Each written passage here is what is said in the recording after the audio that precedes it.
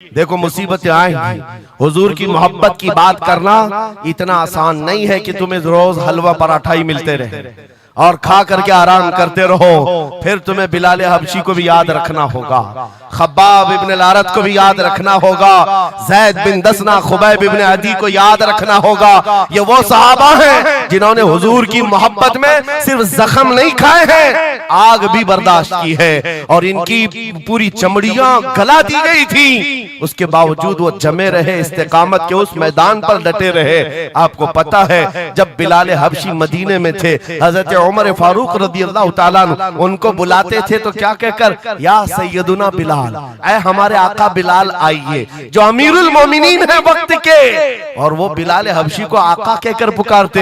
हजरत बिलाल कहते, सरकार मैं गुलाम आदमी, अमीरुल मोमिनीन मैं गुलाम आदमी, हबशी आदमी, आप जब आका कहते हैं तो मुझे शर्म आती है, आप क्यों कहते हैं? सैयदना उमर फारूक कहते, आप करीब आइए, अपना जुब्बा उठाइए। जब वो जुब्बा उठाते, उनकी पीठ पर उमर फारूक बोसे लेते और कहते, जो जख्म तुमने रसूलुल्लाह की मोहब्बत में खाए हैं वो दुनिया ने नहीं खाए हैं, वो हमने नहीं देखे हैं। इसीलिए मेरे अजीजों, हुजूर पाक की मोहब्बत के बाद फिर इस्तिकामत का इम्तिहान भी होगा। आज जो जगह जगह हालात पैदा हो रहे हैं, इम्तिहान की घड़ी आ गई है। अगर तैयार हो तो फिर मैं आगे बात करूं।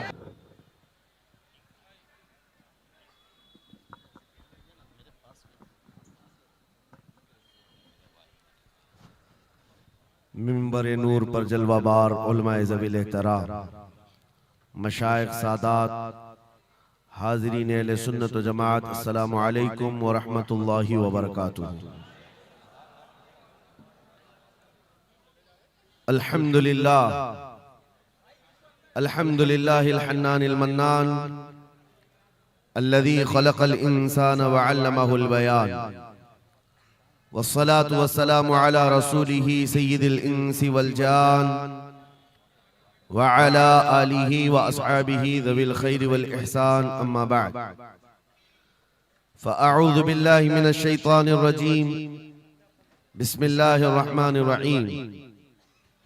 वलिल्लाहिल इज़्ज़तु व लिरसूलिही व लिल मुअमिनीन वलाकिन्नल मुनाफ़िक़ीन ला यअलमून। सदक़ल्लाहु मौलाना अज़ीम। बारगाह रिसालत मुआब सल्लल्लाहु तआला अलैहि वसल्लम में एक मर्तबा दुरूद पाक का हदिया पेश करें। अल्लाहुम्मा सल्लि अला सय्यिदिना व मौलाना मुहम्मदिन मअदनिल जूदि वल करम व आलिहि व अस्हाबिहिल किराम व इब्निहिल करीम व बारिक व सल्लिम सलातन दाइमतन सरमदन अबदा। आबरूए मां ज़नाम मुस्तफ़ा, हम सब की इज्जत व आबरू मुस्तफ़ा करीम के नाम से वाबस्ता है। और जिसको इमाम अहले सुन्नत फाजिल बरेलवी रहमतुल्लाह तआला अलैह यूं फरमाते हैं, अर्ज करते हैं, या रसूल अल्लाह, खल्क के हाकिम हो तुम, रिज़्क के कासिम हो तुम। खल्क के हाकिम हो तुम, रिज़्क के कासिम हो तुम, जो मिला तुमसे मिला, तुम पे करोड़ों दुरूद। हमारे पास जो कुछ भी है वो मुस्तफ़ा करीम सल्लल्लाहु तआला अलैहि वसल्लम से हमें दिया गया है।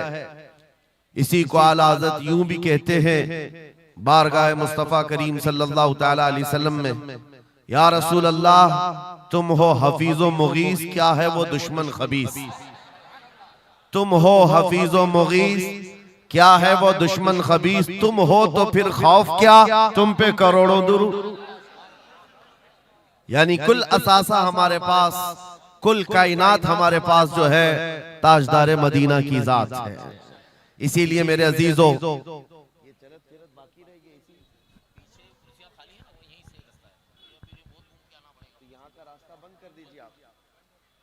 आप हजरात बीच में चलना फिरना बंद कर दें, डिस्टर्बन होता है उससे। मैं बहुत ही अदब और लिहाज के साथ आपसे मुल्तमिस हूँ, बीच में आने जाने का रास्ता बंद कर दें और एकदम ही साइलेंट मोड में समाप्त करें, जहां सुभान अल्लाह कहना आपको जरूरी समझ में आए और कहते रहें, और बहुत ही खामोशी और संजीदगी के साथ समाप्त करते रहें। मैं वॉलंटियर से भी रिक्वेस्ट करता हूं कि आप हजरात ये शोरगुल को बंद कराएं और लोगों का आना जाना भी बंद कराएं, अफरा तफरी वाला माहौल भी ना हो। बहुत ही खामोशी के साथ आप हजरात समाअत करें और एक मर्तबा दुरूद पाक पढ़ें। अल्लाहुम्मा सल्ली अला सय्यिदिना मौलाना मुहम्मदिन बारिक वसल्लिम। सलातु व अल्लाहुम्मा सलाम सल्ली अला अलैका या सय्यिदिना रसूल मौलाना अल्लाह। मुहम्मदिन मअदनिल जूदि वल करम व आलिहि व अस्हाबिहिल किराम व इब्निहिल करीम व बारिक वसल्लिम सलातन दाइमतन सरमदन अबदा। फाजिल बरेलवी रहमतुल्लाहि तआला अलैह ने जो फरमाया उसका कुल खुलासा यही है कि हमारे पास जो कुल कायनात है वो ताजदार मदीना की जात है। इसलिए ऐ सुन्नियों, आज हमारे पास से बहुत सारी चीजें छिन गई हैं, लूट ली गई हैं, खत्म हो गई हैं, लेकिन उसके बावजूद भी आपके लिए हुक्म यह है कि आपको निराश होकर मायूस होकर जीने की कोई भी जरूरत नहीं, कभी जरूरत नहीं। अगरचे हमारा घर, हमारी छत और सब कुछ लुट जाए, तब भी हम फख्र के साथ इस जमीन पर जी सकते हैं। वजह क्या है? दुनिया के पास तख्त और ताज तो आ सकता है, लेकिन गुंबद खजरा की छांव हमारे पास। नबी पाक सल्लल्लाहु ताला अलैहि वसल्लम की जो निस्बत पाक है, ये तुम्हारे फख्र के लिए काफी है, तुम्हारी इज्जतों के लिए काफी है। एक मर्तबा ऐसा हुआ, बुखारी शरीफ की हदीस भी है कि रसूल पाक सल्लल्लाहु ताला अलैहि वसल्लम एक जंग से आने के बाद माल गनीमत जब तकसीम फरमा रहे थे, जो माल होता था वो मुजाहिदीन सहाबा के दरमियान बांटा जाता था। तो जंग में शरीक जो सहाबा थे उसमें मुहाजिरीन भी थे, अंसार भी थे। और आप जानते हैं मुहाजिरीन जो हिजरत करके आए हुए मक्का से, और अंसार जो मदीने तैयबा के रहने वाले। अब हुजूर पाक सल्लल्लाहु ताला अलैहि वसल्लम ने जब माल तकसीम फरमाया तो उसमें मुहाजिरीन को थोड़ा सा माल ज्यादा दे दिया, मुहाजिरीन को माल थोड़ा सा ज्यादा दे दिया गया और अंसार को माल थोड़ा सा कम दिया गया। ये बात फैलने लगी और जब हुजूर पाक सल्लल्लाहु ताला अलैहि वसल्लम की बारगाह में ये बात आई कि अंसार के दरमियान ये बात चल रही है कि अल्लाह के नबी सल्लल्लाहु ताला अलैहि वसल्लम ने मुहाजिरीन को थोड़ा सा माल ज्यादा दे दिया है, मुहाजिरीन को थोड़ा सा माल ज्यादा दे दिया है, अपने गांव वालों को ज्यादा माल दे दिया है। तो ये बात जब फैली तो हुजूर पाक सल्लल्लाहु अलैहि वसल्लम ने अंसार कबीले के सरदार साद इब्ने मुआज को बुलाया और पूछा, क्या तुम्हारे कबीले में ये बात चल रही है? उन्होंने कहा, हाँ या रसूल अल्लाह, अंसार के दिलों में ये बात आई है कि आपने माल मुहाजिरीन को थोड़ा ज्यादा दिया है। हुजूर ने फरमाया, बुलाओ सारे अंसार को।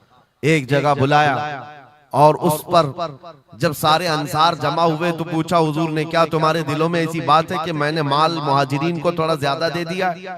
सबों ने कहा, हाँ आका, हमारे दिल में ये बात चल रही है, माल के लिए बात थी। नबी पाक सल्लल्लाहु अलैहि वसल्लम ने ऐसी तकरीर फरमाई थी, ऐसा खुतबा दिया था, अंसार की आंखें भीग गईं। सहाबा कहते हैं हमारी दाढ़ियों से आंसू गिर रहे थे। अल्लाह के नबी सल्लल्लाहु अलैहि वसल्लम ने फरमाया, तवील हदीस है, आखिरी जुमला मैं कह रहा हूं जो मेरे लिए उन्वान से रिलेटेड है, मेरे गुफ्तगू से रिलेटेड जो बात है वो अर्ज कर रहा हूं। नबी पाक सल्लल्लाहु अलैहि वसल्लम ने फरमाया, ऐ अंसार, ये बात सही है कि मैंने थोड़ा माल मुहाजिरीन को ज्यादा दिया है, लेकिन क्या तुम इस बात से राजी नहीं हो, क्या इस बात से तुम मुतमईन नहीं हो कि लोग सारी दुनिया ले जाएं और जिसके पास दुनिया ना हो वो मोहम्मदुर रसूलुल्लाह को ले जाए? जिन गरीबों के पास माल ना हो, मेरे आका ने फरमाया, वो अल्लाह के रसूल को साथ ले जाए। आज हमारे पास फख्र करने का सबसे बड़ा जरिया मेरे मुस्तफा की मोहब्बत, नबी करीम सल्लल्लाहु ताला अलैहि वसल्लम की निस्बत पाक है।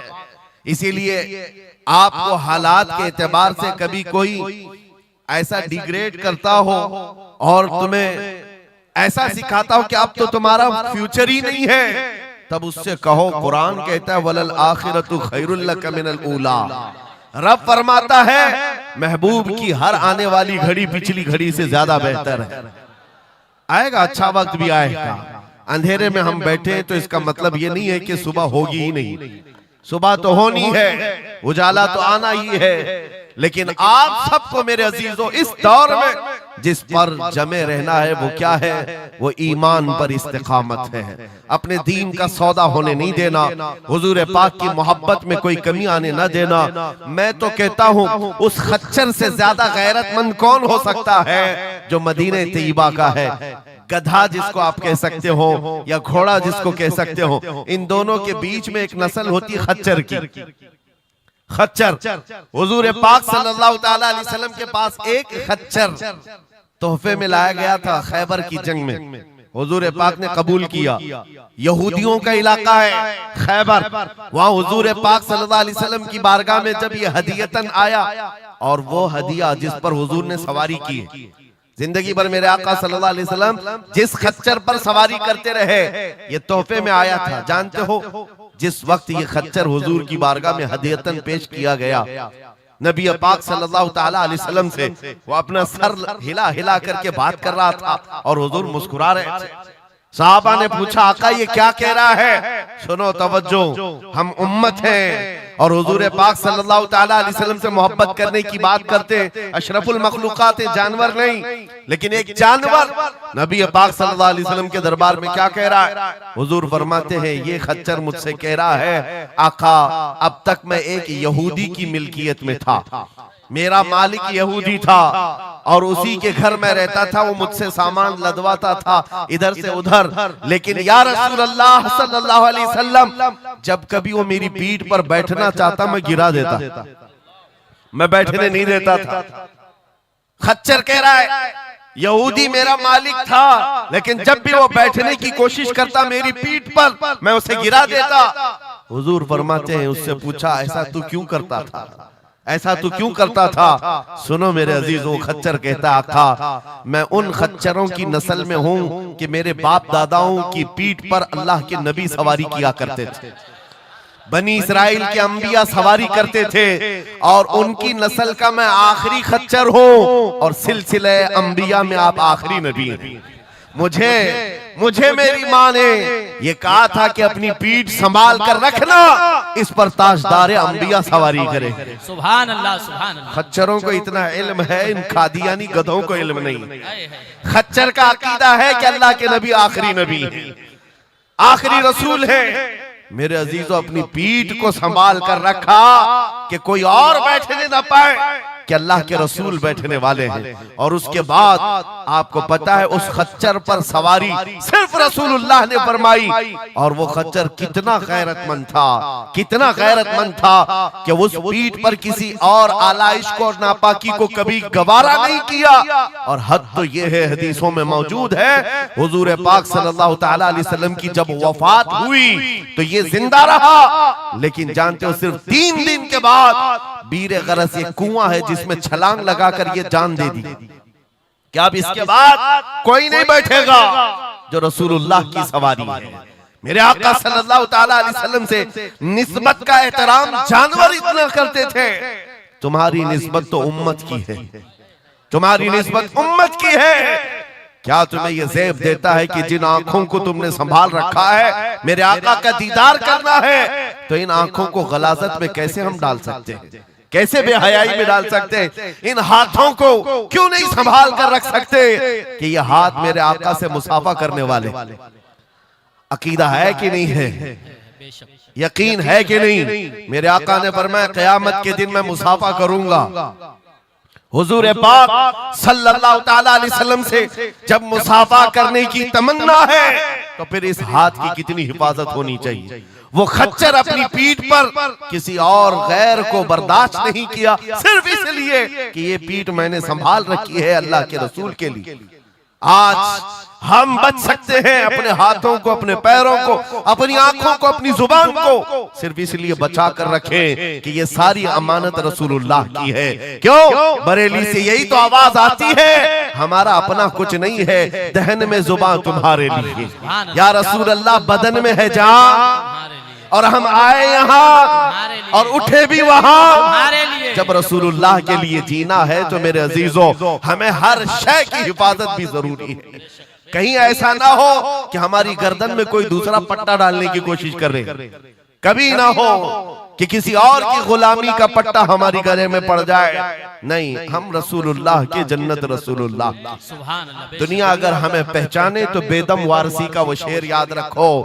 बेदम वारसी बड़े आशिक रसूल हैं, कहते हैं सके तैबा सब मुझे कह कर के पुकारे, बेदम यही रखियो मेरी पहचान मदीने वाले। सुभान अल्लाह। दुआ ये करते थे कि ऐ अल्लाह, ऐ रसूल पाक, मेरी पहचान इतनी बना दे कि दुनिया मुझे तैबा का कुत्ता कहे, इसके अलावा मेरी कोई पहचान ना हो।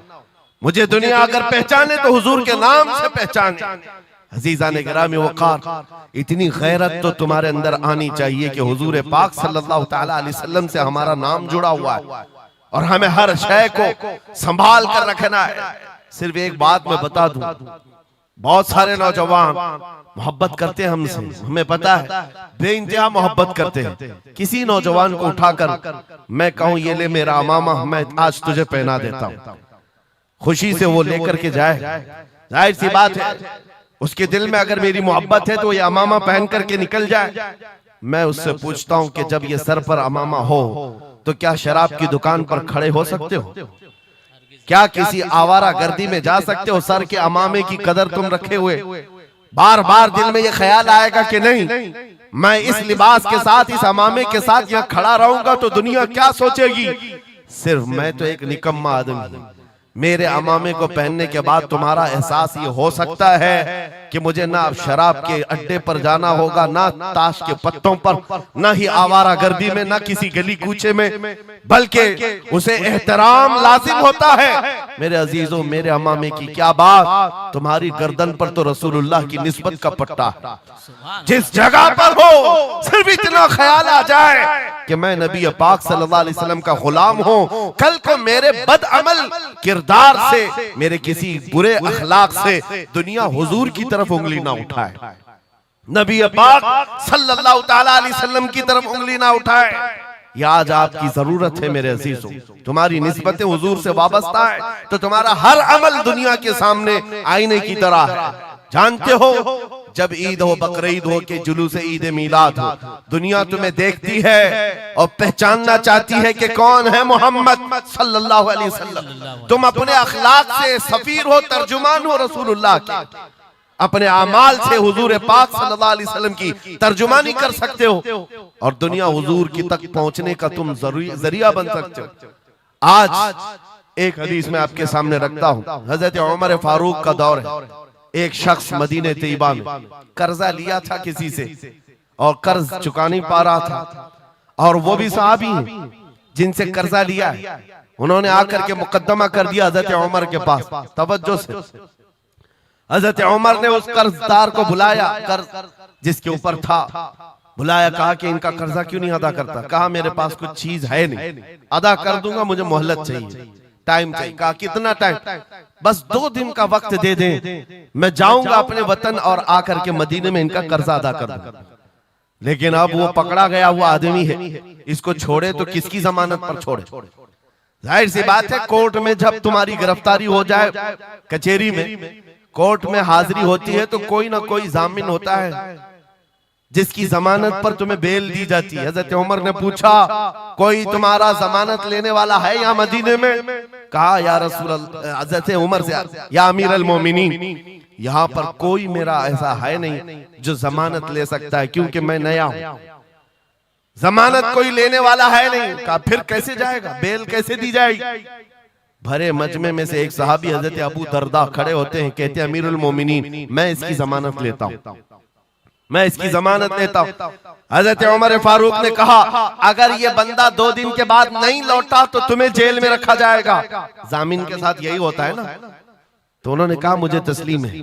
हजरत उमर के पास उन्होंने कबूल कर लिया और वो बंदा चला गया।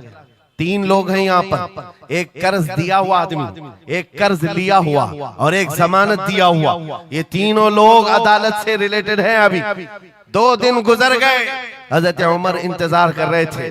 शाम करीब आ गई, अदालत लगी हुई थी। आपने पूछा कि फलां जो कर्जदार था आया? लोगों ने कहा अभी नहीं आया। कहा बुलाओ अबू दरदा को जिन्होंने जमानत दी थी। बुलाया गया, कहा तुम्हारी गिरफ्तारी हो सकती है, तुमने जिसकी जमानत ली थी वो नहीं आया।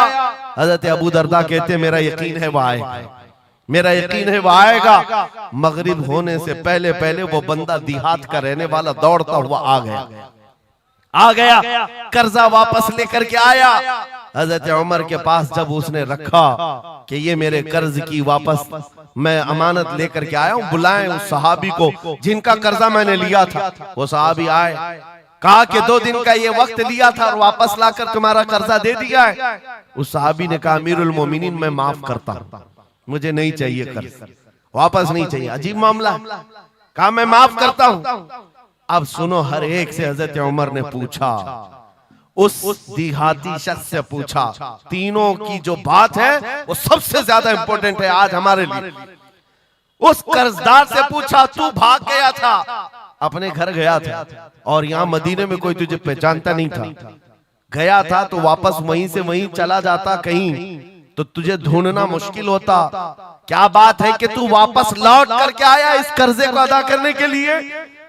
वो गरीब इंसान कहता है अमीरुल मोमिनीन चाहता तो मेरे पास रास्ते थे, उधर से उधर भाग जाता। मुसलमानों सुनो, जो लोग धोखाधड़ी करते हैं और लोगों के पैसे गबन करके खा करके बैठे रहते, वो एक सहाबी है, गरीब है, कहते अमीरुल मोमिनीन मैं चाहता तो उधर से भाग कर चला जाता, लेकिन दिल में ये ख्याल आया कि अगर मैं चला गया तो बाद में दुनिया ये ना कहे कि मोहम्मद अरबी के गुलाम गद्दार होते,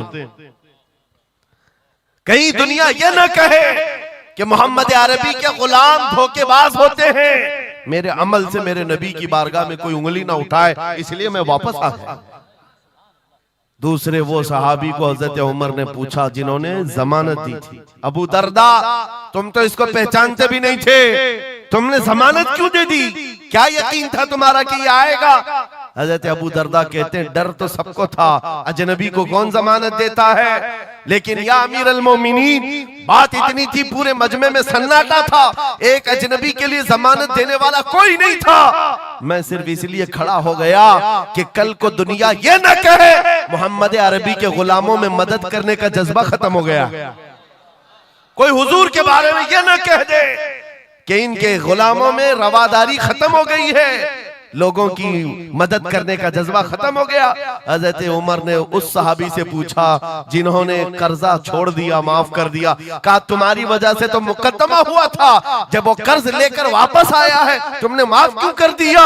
उस सहाबी ने भी कहा यार अमीर अल मोमिनीन चाहता तो मैं ये रकम लेकर चला जाता, लेकिन मैंने भी दिल में ये सोचा कि कल को दुनिया ये न कहे मोहम्मद अरबी के गुलामों में माफ करने का जज्बा भी खत्म हो गया है।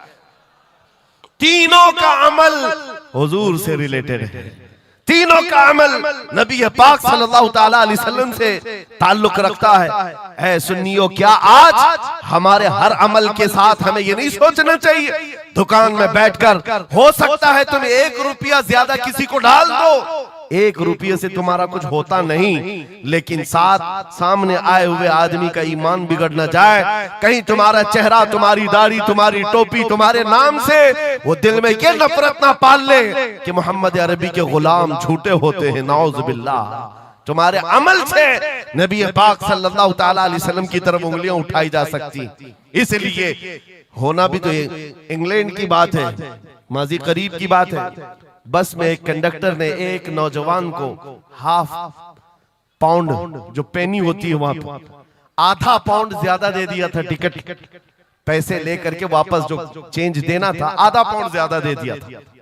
वो नौजवान ने ले लिया, रख लिया, कहा इसको क्यों लौटाऊं, इसको क्यों लौटाऊं, लेकर बैठा रहा। 1 घंटे का सफर था, दिल में 2-3 मरतबा ख्याल आया ½ पाउंड लेकर करूं भी क्या, इसको दे देता हूं, फिर दिल में ख्याल आया इसको देकर क्या करूं इस काफिर को। बाद में इसी कश्मकश में बात ऐसी आई कि वो नौजवान कहता है बस से उतरने से पहले मैंने वो ½ पाउंड कंडक्टर को दे दिया, कहा आपने 1 घंटा पहले मेरा टिकट निकाला था, उसमें ये ½ पाउंड आपने ज्यादा मुझे लौटाया था, ये ले लीजिए आपकी। वो कंडक्टर कहता है ये गलती से ½ पाउंड ज्यादा नहीं गए थे, मुसलसल कई सालों से मैं इस्लाम को पढ़ रहा हूं, मोहम्मद अरबी सल्लल्लाहु अलैहि वसल्लम की सीरत पढ़ रहा हूं। नबी पाक सल्लल्लाहु अलैहि वसल्लम की सीरत का सबसे अहम चैप्टर मैंने ये पढ़ा था कि वो सबसे ज्यादा अमानतदार थे। मैंने आज ये तय किया था किसी मुसलमान को मैं देखूं कि वो 1400 साल पहले वाली अमानत अब भी बाकी है या नहीं, तूने हाफ पाउंड लौटा करके मेरे ईमान को मजबूत कर दिया, अब मैं इस्लाम में दाखिल होता हूं। सुभान अल्लाह। नारे तकबीर, नारे रिसालत, अज़मते रसूल। तुम्हारा छोटा सा अमल, वो नौजवान कहता है हाफ पाउंड में मैं मेरा इस्लाम बेच भी सकता था और लौटा दिया है तो किसी बंदे के हुजूर की गुलामी में दाखिल होने का सबब भी बन गया। इसलिए अजीजा ने गिरामी औकात, हमारा हर अमल बड़ा जिम्मेदार है, हमारा हर अमल बड़ा जिम्मेदार है। सिर्फ आज के दौर में आपको एहसास में ये दिलाना चाहता हूं कि कुरान तुम्हारे मुतालिक कहता है कुंतुम खैर उम्मतिन, तुम सबसे बेहतरीन उम्मत हो, सबसे बेहतरीन उम्मत हो जो इंसानों में निकाले गए हो। मुझे बताओ अल्लाह की सर्टिफिकेट के बाद किसी कीड़े मकोड़े की सर्टिफिकेट की जरूरत होगी आपको? दुनिया आतंकवाद कहे, दहशतगर्द कहे, टेररिस्ट कहे, हजार बार कहे, हमारी पेशानी पर चिपका के घुमाए, हमें फर्क नहीं पड़ता। मेरा मौला फरमा रहा है तुम खैर उम्मत हो, तुम खैर उम्मत हो और खैर उम्मत रहेंगे क्योंकि जिसने हमें पैदा किया वो खुद फरमा रहा है। और एक बात, छुप छुप करके जीने की भी जरूरत नहीं। नाम मुसलमान है तो ऐलान मुसलमान। कोई जुर्म तो नहीं किया ना इस्लाम में आकर के, या इस्लाम पर चल करके कोई जुर्म है। और ये नाम छुपाने की जरूरत इसलिए नहीं कि अल्लाह ताला कुरान में फरमाता हुवा सम्माकुमुल मुस्लिमीन, वो अल्लाह है जिसने तुम्हारा नाम मुसलमान रखा है, जो खालिक कायनात है। फख्र करने की एक दो चीजें नहीं, हजारों चीजें तुम्हारे पास। लेकिन होता यह है कि आज के हालात में हर कोई एहसास कमतरी में मुब्तला, डराने की सूरत पैदा कर रहे हैं। ये जितने भी सोशल मीडिया पर चीजें वायरल की जाती हैं, इधर से उठाओ उधर पहुंचाओ, वीडियोस हो, फोटोज हो, सब मुसलमानों के दिलों में ये चीज बिठाने की कोशिश की जा रही है कि तुम बहुत गए गुजरे हुए हो, तुमसे कुछ नहीं हो सकता। और मैं बार बार अपनी तकरीरों में ये ऐलानन कहता हूं कि जो हमें कह रहे हैं ये पंचर पुत्र हैं, इनके पास कुछ भी नहीं होता, ये टूटे हुए हैं, बिखरे हुए हैं। फिर मैं उनसे पूछता हूं 24 घंटे हम पर टीवी में डिबेट क्यों करते हो, बार बार क्यों डिबेट करते हो? वजह यह है उन्हें पता है। और दूसरी किसी कौम को इतना टारगेट करते हुए देखा है आपने? कभी देखा हो तो मुझे बताओ।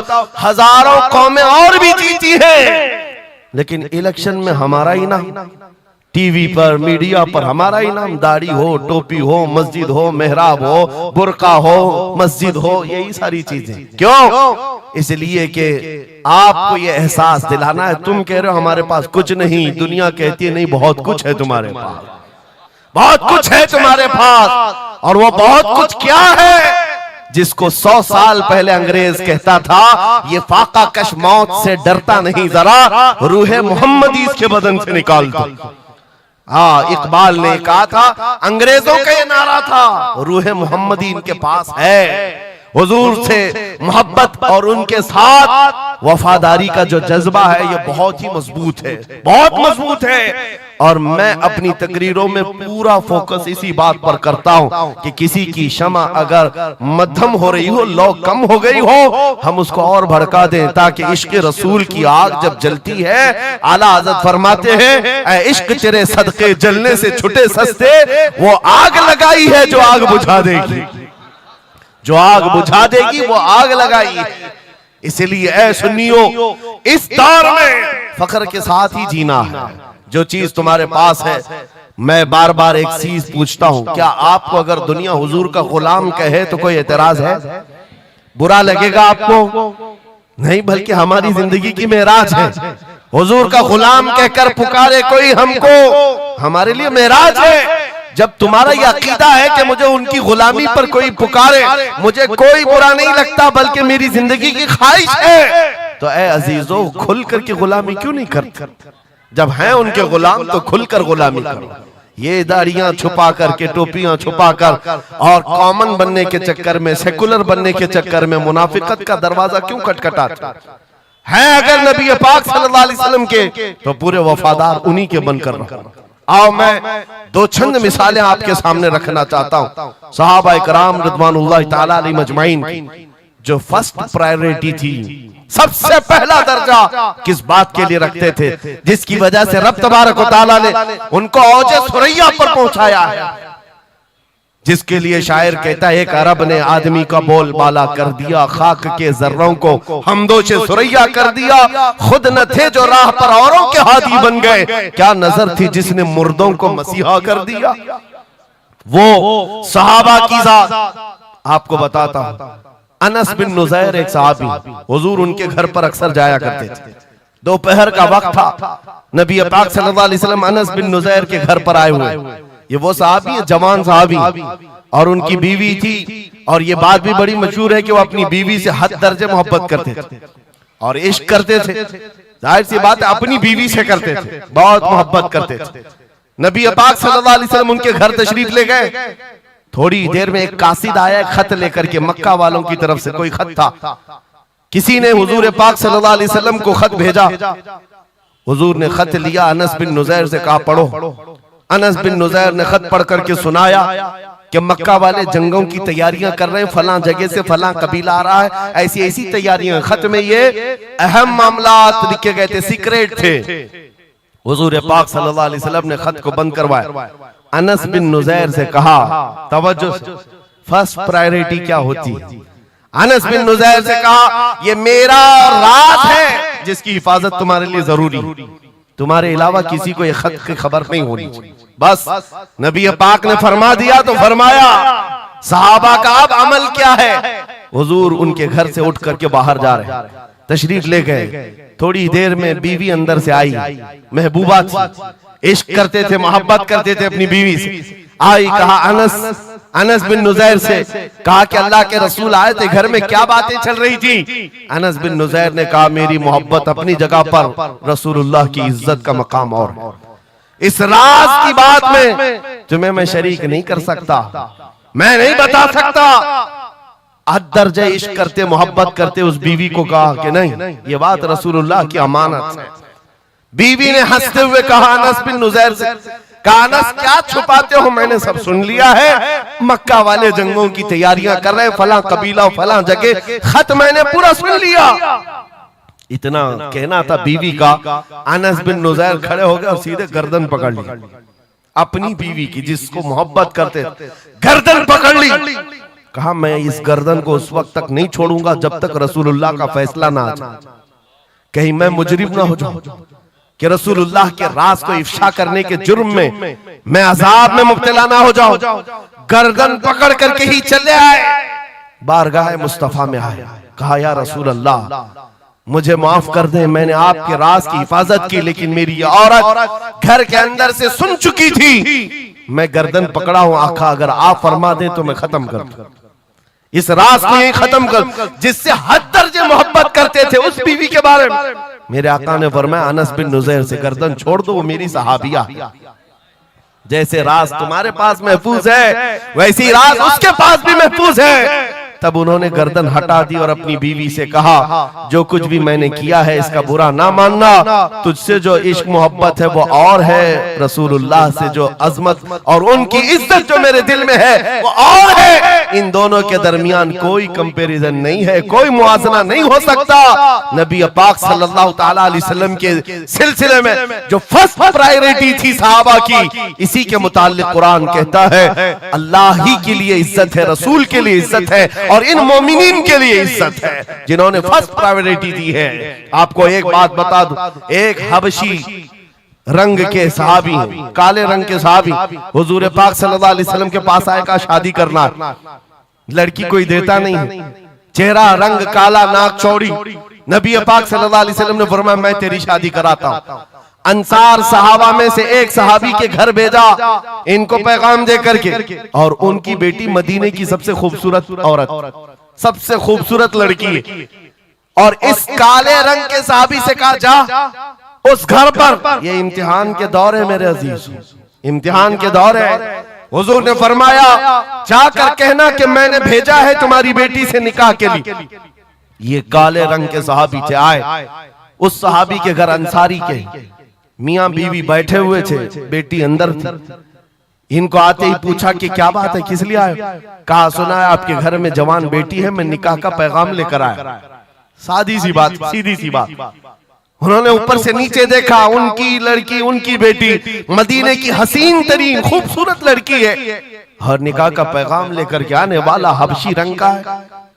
उन्होंने ऊपर से नीचे देखा और उसके बाद कहा जाओ हम बाद में बताते हैं। बस इतनी सी बात, मना नहीं किया, कहा जाओ हम बाद में बताते हैं। हुजूर पाक सल्लल्लाहु अलैहि वसल्लम की बारगाह में आएंगे, अपनी बेटी से पूछ लेंगे, आएंगे तुम्हारे पास। उस काले रंग के सहाबी के लिए कोई ताज्जुब की बात नहीं थी। वो कहते हैं रोज रिजेक्ट होता था, यहां से भी हो गए। वापस चल पड़े हुजूर के दरबार में। तवज्जो मेरे अजीज, अंदर बैठी हुई वो दुशीजा, वो खातून, वो बेटी अंसार सहाबा की बाहर आई। पूछा बाबा कौन आया था? कहा एक नौजवान आया था। कहां से? रसूलुल्लाह ने भेजा था। किस लिए? बेटी ने पूछा बाप से। बाप कहता तेरे निकाह का पैगाम लेकर के आया था। बेटी ने पूछा आपने क्या कहा? कहा कोई मैच नहीं है, तुम्हारा और उसका कोई मैच नहीं था। मैंने कहा बाद में देखा जाएगा। बेटी वहीं खड़ी होकर के कहती है बाबा आपको पता है आपने किस कासिद को वापस भेजा है? आपने उस आने वाले के रंग को देखा, भेजने वाले के हुस्न को नहीं देखा। किसने भेजा आपने वो नहीं देखा। आपको तो इस बात का ख्याल आना चाहिए अल्लाह के रसूल के कह देने के बाद फिर अपनी ख्वाहिशात कोई माने नहीं रखती, कोई मैचिंग नहीं होती है। जब रसूलुल्लाह ने फरमाया है फर्स्ट प्रायोरिटी हुजूर की बात होती है। ये सहाबी अपनी बेटी की बात सुनकर वापस लौट आए और दौड़ते हुए बारगाह मुस्तफा में आते हैं। मेरे आका के पास वो नौजवान सहाबी जो अपनी रिजेक्ट की खबर सुना ही रहे थे, ये दौड़ते हुए अंसारी सहाबी आए। कहा या रसूल अल्लाह गलती की माफी, मैंने ताखीर की, इस खता की माफी के लिए आया हूं। मैंने इन्हें मना नहीं किया था, थोड़ी देर का वक्त मांगा था। ऐ अल्लाह के नबी मैं हाजिर हूं, मेरी बेटी भी दिलो जान से हाजिर है, आपके फरमान पर लब्बैक है या रसूल अल्लाह। हुजूर पाक की बारगाह में जब वो सहाबी ने कहा मेरे अजीजों ये सहाबा का वो ईमान था जहां उन्होंने अपनी ख्वाहिशात को खत्म कर दिया था, अपनी ख्वाहिशात को कत्ल कर दिया था। वो ये नहीं देखते थे मेरे मैच क्या है, मेरी ख्वाहिश के मुताबिक क्या चीज है। आज जैसे दीन पर अमल करने के लिए भी नौजवान ये सोचते हैं मेरी मर्जी के मुताबिक हो तो अमल करूंगा।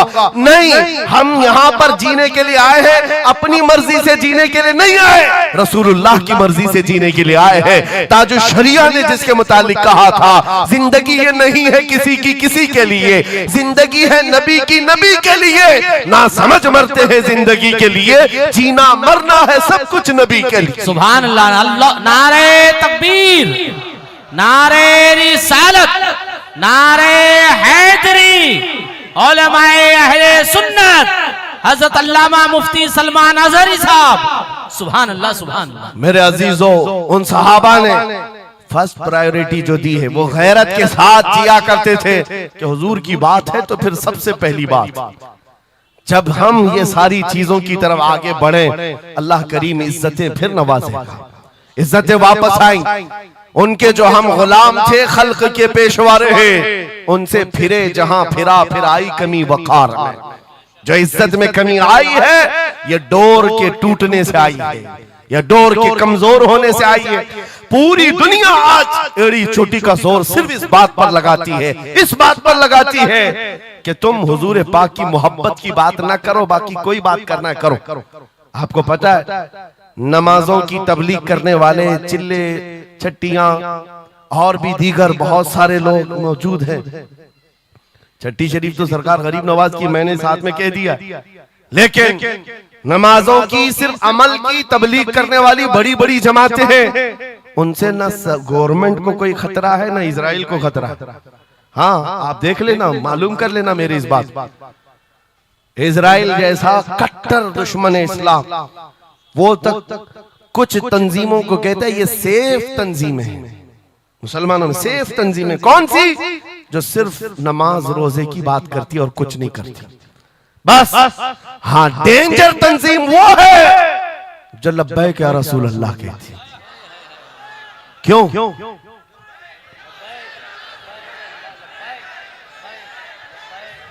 ये नारे से किस बात का डर है, किस बात का?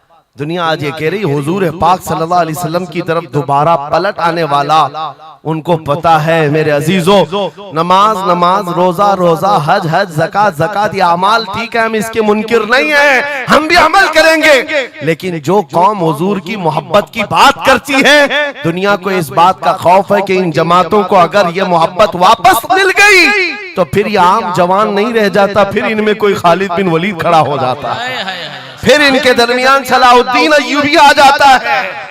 हाँ, जो अच्छे खासे लोगों की नींद को हराम कर रखता है। दुनिया को पता है सलाहुद्दीन का नाम आज यूरोप में सलाहुद्दीन डे मनाया जा रहा है। सलाहुद्दीन डे मनाया जा रहा है क्यों मेरे अजीजों? सिर्फ एक जर्नेल नहीं था, एक जंगजू नहीं था, एक सिपाही सालार नहीं था, बहुत बड़ा आशिक रसूल था। बेशक बेशक, बहुत बड़ा आशिक रसूल, ऐसा कि एक मर्तबा बुर्निस नाम का एक ईसाई सिपाही सालार था, उसने मुसलमानों के काफिले को गिरफ्तार किया और उनको मारा पीटा, उनका माल लूटा। और जब जब मारता था तो क्या कहता था बुर्निस, सुनो, बहुत सारे ऐसे जो गीदड़ जत्थे में आकर हमला करते, वो बुर्निस उसी किस्म का आदमी था। मॉब लिंचिंग किया मुसलमानों की मुल्क शाम में, और मारते मारते एक जुमला कहता था, कहाँ है मोहम्मद, बुलाओ बचाने के लिए। हुजूर पाक की तरफ ताना देते हुए बार बार मारता था। यह खबर सलाहुद्दीन को पहुंच गई।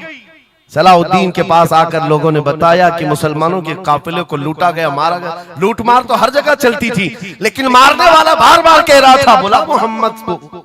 नाउजुबिल्लाह, ये वो जमाना था जब सलाहुद्दीन अय्यूबी की ऐसी बीमारी चल रही थी जिसमें लोगों ने कहा था कि अनकरीब इनकी वफात होने वाली, मौत के करीब वाली बीमारी थी, बिस्तर से उठ नहीं रहे थे। उस वक्त जब ये खबर दी गई, सलाहुद्दीन ने कपकपाते हाथों से दुआ किया था, मौला बस थोड़ी इतनी जिंदगी दे दे कि मैं बुर्निस को बता दूं, इतनी जिंदगी और दे दे।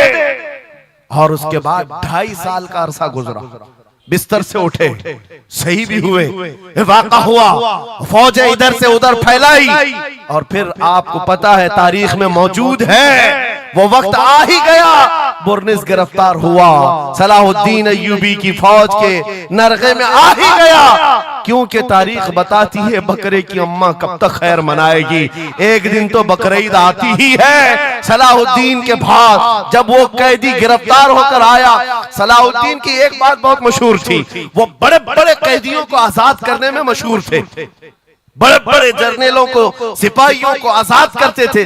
1 लाख से ज्यादा सिपाहियों को आजाद किया जो जंग में कैदी होकर आए थे, बहुत सारे लोगों को आजाद किया। बुर्निस को जब गिरफ्तार करके लाया गया और फिर सलाहुद्दीन अय्यूबी के पास पेश किया गया, पूछा सलाहुद्दीन ने, क्या गुमान है तेरा मेरे मुताल्लिक? उसने कहा, अब तक जो सुनता आया वही है कि आप रहमदिल हैं, खैरख्वाह हैं और बहुत जल्दी आजाद करते हैं। सलाहुद्दीन ने कहा, अब तुझे अगर आजाद किया तो अल्लाह का अजाब आ जाएगा, अल्लाह का अजाब आएगा।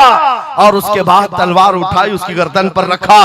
2.5 साल पहले तूने कमजोर मुसलमानों को ये कहा था, बुलाओ मोहम्मद को, कहाँ है ये देख, मोहम्मद रसूलुल्लाह ने मुझे भेजा है और तेरी गर्दन लेने के लिए भेजा है, तू रसूलुल्लाह को पुकारता है। अभी गुलाम जब तक जिंदा है वो काफी है। और उसके बाद तारीख में ये बात लिखी हुई है मेरे अजीजों, सलाहुद्दीन अय्यूबी बीमारी के आलम में 2.5 साल का जो अरसा गुजारा है, इस बात के इंतजार में कि जब तक हुजूर पाक की तरफ से जवाब नहीं दूंगा, उस वक्त तक सलाहुद्दीन कभी बिस्तर पर एक रात भी नहीं सोए, खुली जमीन पर सोते थे और कभी पैर फैलाकर नहीं सोया, कभी पैर फैलाकर नहीं सोया। जब नबी पाक की शान में कोई कुत्ता भौंक रहा हो, सलाहुद्दीन को यह ज़ेब नहीं देता कि वो बिस्तर पर पैर फैलाकर सो सके। ये इश्क था, ये इश्क था जिसकी बुनियाद पर वो 12,000 का लश्कर लेकर एक बार उतरा था और 4 लाख की फौज को खदेड़ कर रख दिया था। ये ताकत और कुव्वत मेरे अजीजों हुजूर की मोहब्बत से आती है। हुजूर पाक की आजमत दिलों में बिठाओ, अल्लाह तुम्हारा रौब खुद कायम फरमाएगा, तुम्हारा रौब अल्लाह कायम फरमाएगा।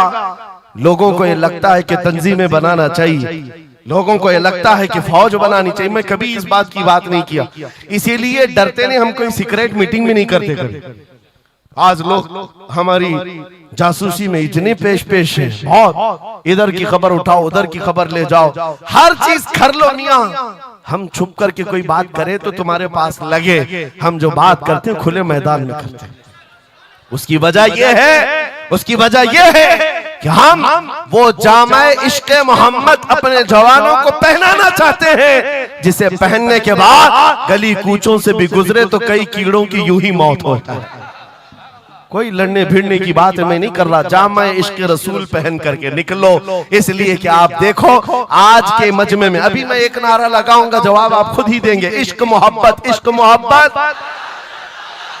क्यों आला हजरत, ये तो दो वर्ड है, इश्क मोहब्बत, इश्क मोहब्बत। आप जवाब में आला हजरत इसलिए कर रहे हैं कि पूरी दुनिया इस बात को गुट्ठी में पी चुकी है। इश्क का नाम आए, मोहब्बत का नाम आए, बरेली का इमाम का नाम ही आता है। इसीलिए मैं कहता हूँ 100 साल पहले हुजूर की मोहब्बत करने वाला एक वफादार गुलाम बरेली की जमीन पर सो चुका है, लेकिन हर जलसे की रौनक बना हुआ है, हर जलसे की जीनत बना हुआ है। और इसी बात के लिए मैं कह रहा हूं, ये इश्क़े मोहम्मद का जामा जो पहनता है वो मरता कभी नहीं है। अल्लाह उसके नाम को हमेशा जिंदा रखता है, सलामत रखता है। और जो गुस्ताखी कर रहे हैं, इन कीड़ों का तो चंद दिनों के बाद पता भी नहीं होगा, खबर भी नहीं होगी। आप तो आज जान रहे हैं, तुम्हारे बच्चों को नाम भी मालूम नहीं होगा, कौन पाखंडी था, कौन भोगता था, पता ही नहीं मालूम।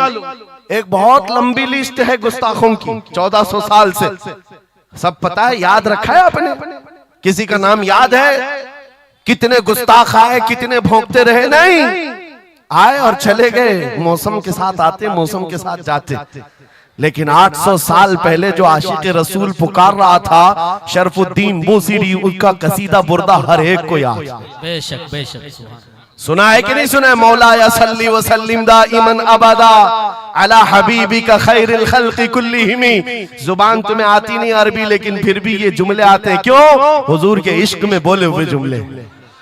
बलगल उला बि कमालिही कशफत दुजा बि जमालिही हसनत जमीउ खिसालिही सल्लु अलैहि व आलिही। अरबी में सादी शिराजी ने कहा, लेकिन जब कभी ये बंदा आज भी पढ़ता है तो झूमने लगता है, मतलब माना मालूम भी ना हो। गुस्ताखों को याद नहीं रखा जाता, आशिकों को हर जमाने में याद रखा जाता है। मुझे पंजाबी नहीं आती, लेकिन पंजाबी शायर पीर मेहर अली गोलड़वी ने जब हुजूर पाक का दीदार किया और पढ़ा था, तो उनका कसीदा पढ़ते हैं तो झूमने लगते हैं। मुख चंद बदर शाशानी है, माथे चमके लठ नूरानी है, काली जुल्फ ते अख मस्तानी है, मखमूर अखे हिन मद भरियां, उस सूरत नू मैं जान अखा की जान जहां अखा, सच अखा रब दी शान अखा, उस शान तु शाना सब नबिया। सुभान अल्लाह मा अजमलका मा अकमलका मा अहसनका, किते मेहर अली किते तेरी सना, गुस्ताख अखे किती जारिया।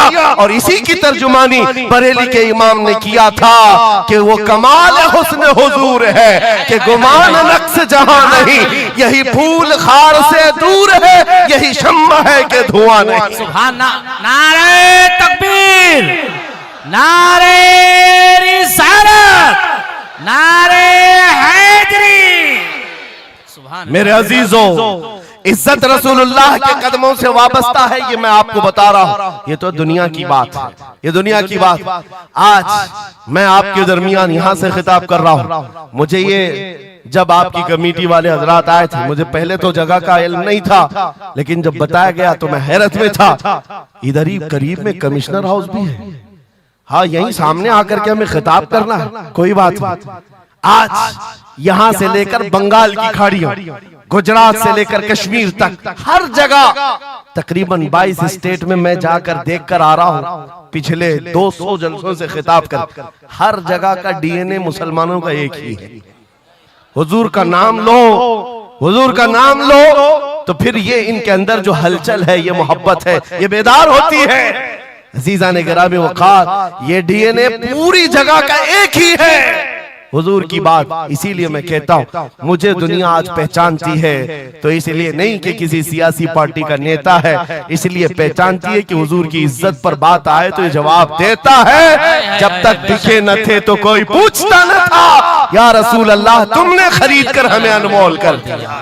सुभान अल्लाह, सुभान अल्लाह। लब्बैक लब्बैक या रसूल अल्लाह, लब्बैक लब्बैक लब्बैक या रसूल अल्लाह, लब्बैक लब्बैक लब्बैक या रसूल अल्लाह। इसी के साथ कुछ तुम्हारी इस्तिकामत के लिए मैं बातें बता दूं। इस्तिकामत के लिए देखो मुसीबतें आएंगी, हुजूर की मोहब्बत की बात करना इतना आसान नहीं है कि तुम्हें रोज हलवा पराठा ही मिलते रहे और खा करके आराम करते रहो। फिर तुम्हें बिलाल हबशी को भी याद रखना होगा, खब्बाब इब्न अल-अरत को भी याद रखना होगा, ज़ैद बिन दसना, खुबैब इब्न अदी को याद रखना होगा। ये वो सहाबा हैं जिन्होंने हुजूर की मोहब्बत में सिर्फ जख्म नहीं खाए हैं, आग भी बर्दाश्त की है और इनकी पूरी चमड़ियां गला दी गई थी, उसके बावजूद वो जमे रहे, इस्तिकामत के उस मैदान पर डटे रहे। आपको पता है जब बिलाल हबशी मदीने में थे, हजरत उमर फारूक रज़ियल्लाहु ताला अन्हु उनको बुलाते थे तो क्या कहकर, या सैयदुना बिलाल, ऐ हमारे आका बिलाल आइए, जो अमीरुल मोमिनीन है वक्त के। और वो बिलाल हबशी को आका कहकर पुकारते। हजरत बिलाल कहते सरकार मैं गुलाम आदमी, अमीरुल मोमिनीन मैं गुलाम आदमी, हबशी आदमी, आप जब आका कहते हैं तो मुझे शर्म आती है, आप क्यों कहते हैं? सैयदना उमर फारूक कहते आप करीब आइए, अपना जुब्बा उठाइए। जब वो जुब्बा उठाते उनकी पीठ पर उमर फारूक बोसे लेते और कहते जो जख्म तुमने रसूलुल्लाह की मोहब्बत में खाए हैं वो दुनिया ने नहीं खाए हैं, वो हमने नहीं देखे हैं। इसीलिए मेरे अजीजों, हुजूर पाक की मोहब्बत के बाद फिर इस्तिकामत का इम्तिहान भी होगा। आज जो जगह जगह हालात पैदा हो रहे हैं, इम्तिहान की घड़ी आ गई है। अगर तैयार हो तो फिर मैं आगे बात करूं। हुजूर की मोहब्बत पर इम्तिहान देने के लिए हर जवान अगर तैयार है तो फिर आगे बात की जाएगी। बार बार तुम्हें कोई कछोके देता रहे, वसवसे डालता रहे, सोशल मीडिया पर तुम्हारे जज्बात को उभारते हुए तुम्हारे लिए गंदी बातें करे कि ये कट रहे हैं, मुल्ले काटे जा रहे हैं, मारे जा रहे हैं, गज्जा में इनके साथ ऐसा विनाश किया जा रहा है, 20,000 लोगों को मार मार कर बारूद से राख बना दिया गया है। ये सारी बातें तुम्हारे पास लाते हैं तो कुछ जवान ये समझते हैं हम नरोस हो गए हैं, हम मायूस हो गए हैं, इनका जवाब क्या दें। सही बात तो है, शाम में भी काटे जाते हैं, इराक में भी मारे जाते हैं, अफगान में भी, बर्मा में भी, यमन में भी, हर जगह हमारी हमारी मौत है, हमारी मौत है। और इसको जालिम ये बता बता करके ये कहते हैं कि देखो अगर तुम सच्चे हो, तुम्हारा दीन सच्चा, तुम्हारा खुदा सच्चा, तो इतने मारे क्यों जाते हो? तुम ना उम्मीद और मायूस ना होना है नौजवानों, बात इतनी करना, इतनी बात करना। ऐ नादान तुझे पता नहीं हमारा मसला क्या है, तुझे पता नहीं हमारा मसला क्या है। हम जो है ना वो रसूलुल्लाह को शमा समझते हैं और जितने हैं ये परवाने हैं और परवाना होता ही है मरने के लिए।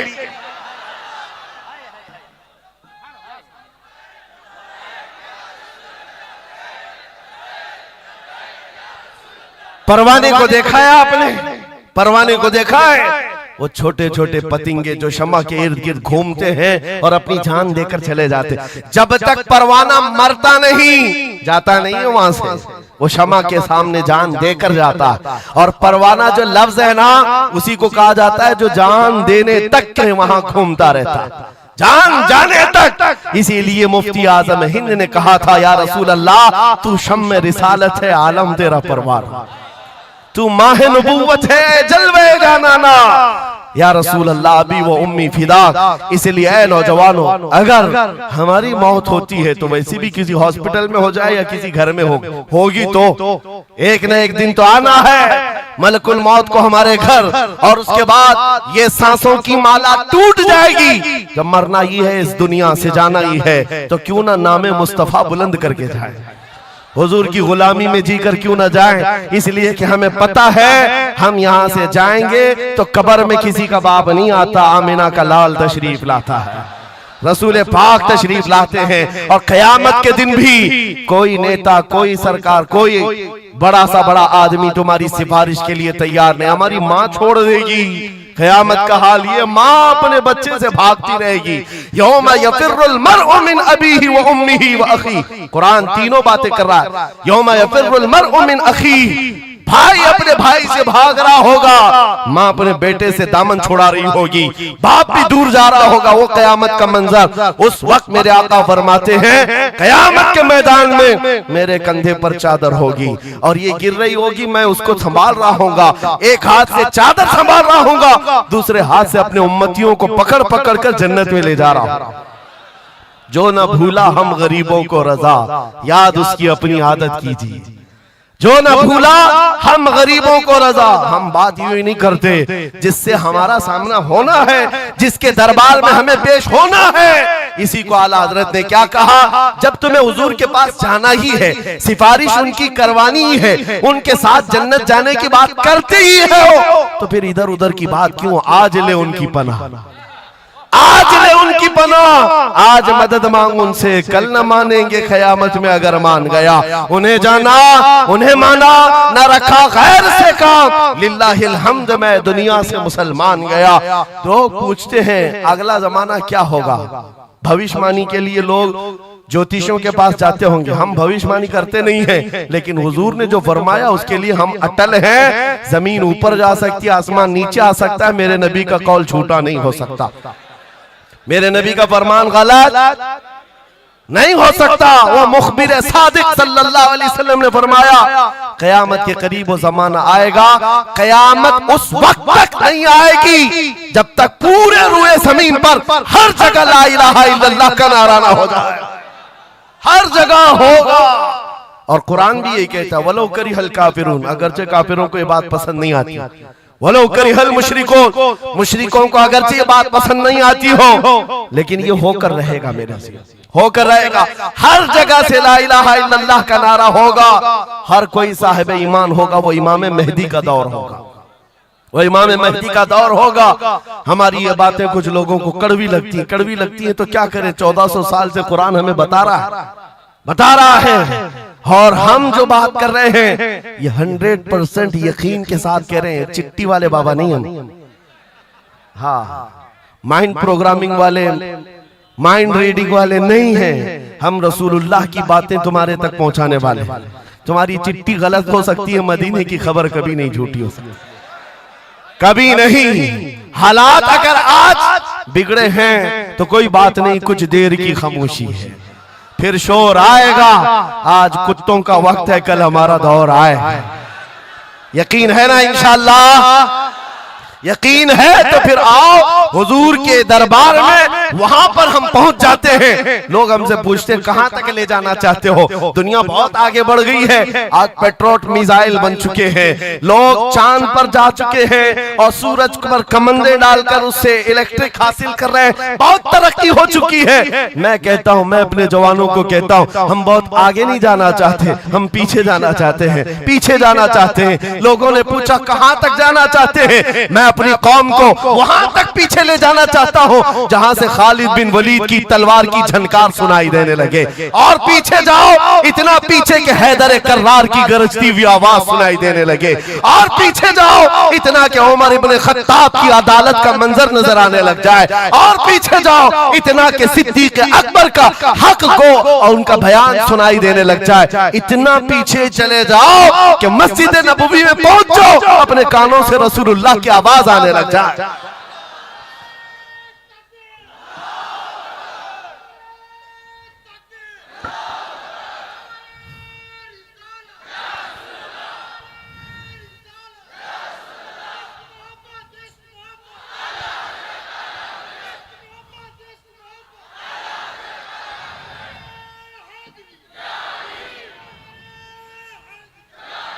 हमें जीना है हुजूर पाक के नाम से। तुम जितना भी छुपाओ, लेकिन दुनिया हुजूर के नाम से ही तुम्हें जानती है। और आज मैं ये बात के साथ अब अपनी गुफ्तगू खत्म करने पर आ गया हूँ। आखिरी मेरे जुमले हैं, याद रखो मेरे अजीजों, हमारी जिंदगी में पैदाइश से लेकर हमारी मौत तक, पैदाइश से लेकर हमारी मौत तक, हमारी नमाजें, हमारी अज़ानें, हमारी मस्जिदें, हमारी फातिहा की महफिलें, हमारे जलसे जुलूस, हर चीज, यहाँ तक कि कब्र की मजलिस, कब्र की मजलिस हो, कब्र के सवालात हो, उसके बाद हश्र का मैदान हो। मैं कह रहा हूं आपको, पैदा होने के दिन से लेकर जिस दिन बच्चा पैदा हुआ उस दिन से लेकर जो कान में अजान दी गई है उस दिन से लेकर के हमारे बचपन की बात, बिस्मिल्लाह खानी की महफिल हो, कि हमारे दरसगाह जाने की महफिल हो, उसके बाद हमारी शादी की महफिल हो, हमारी औलाद की महफिल हो, जिंदगी का हर शोबा, कब्र में जाने के बाद भी, हश्र में जाने के बाद भी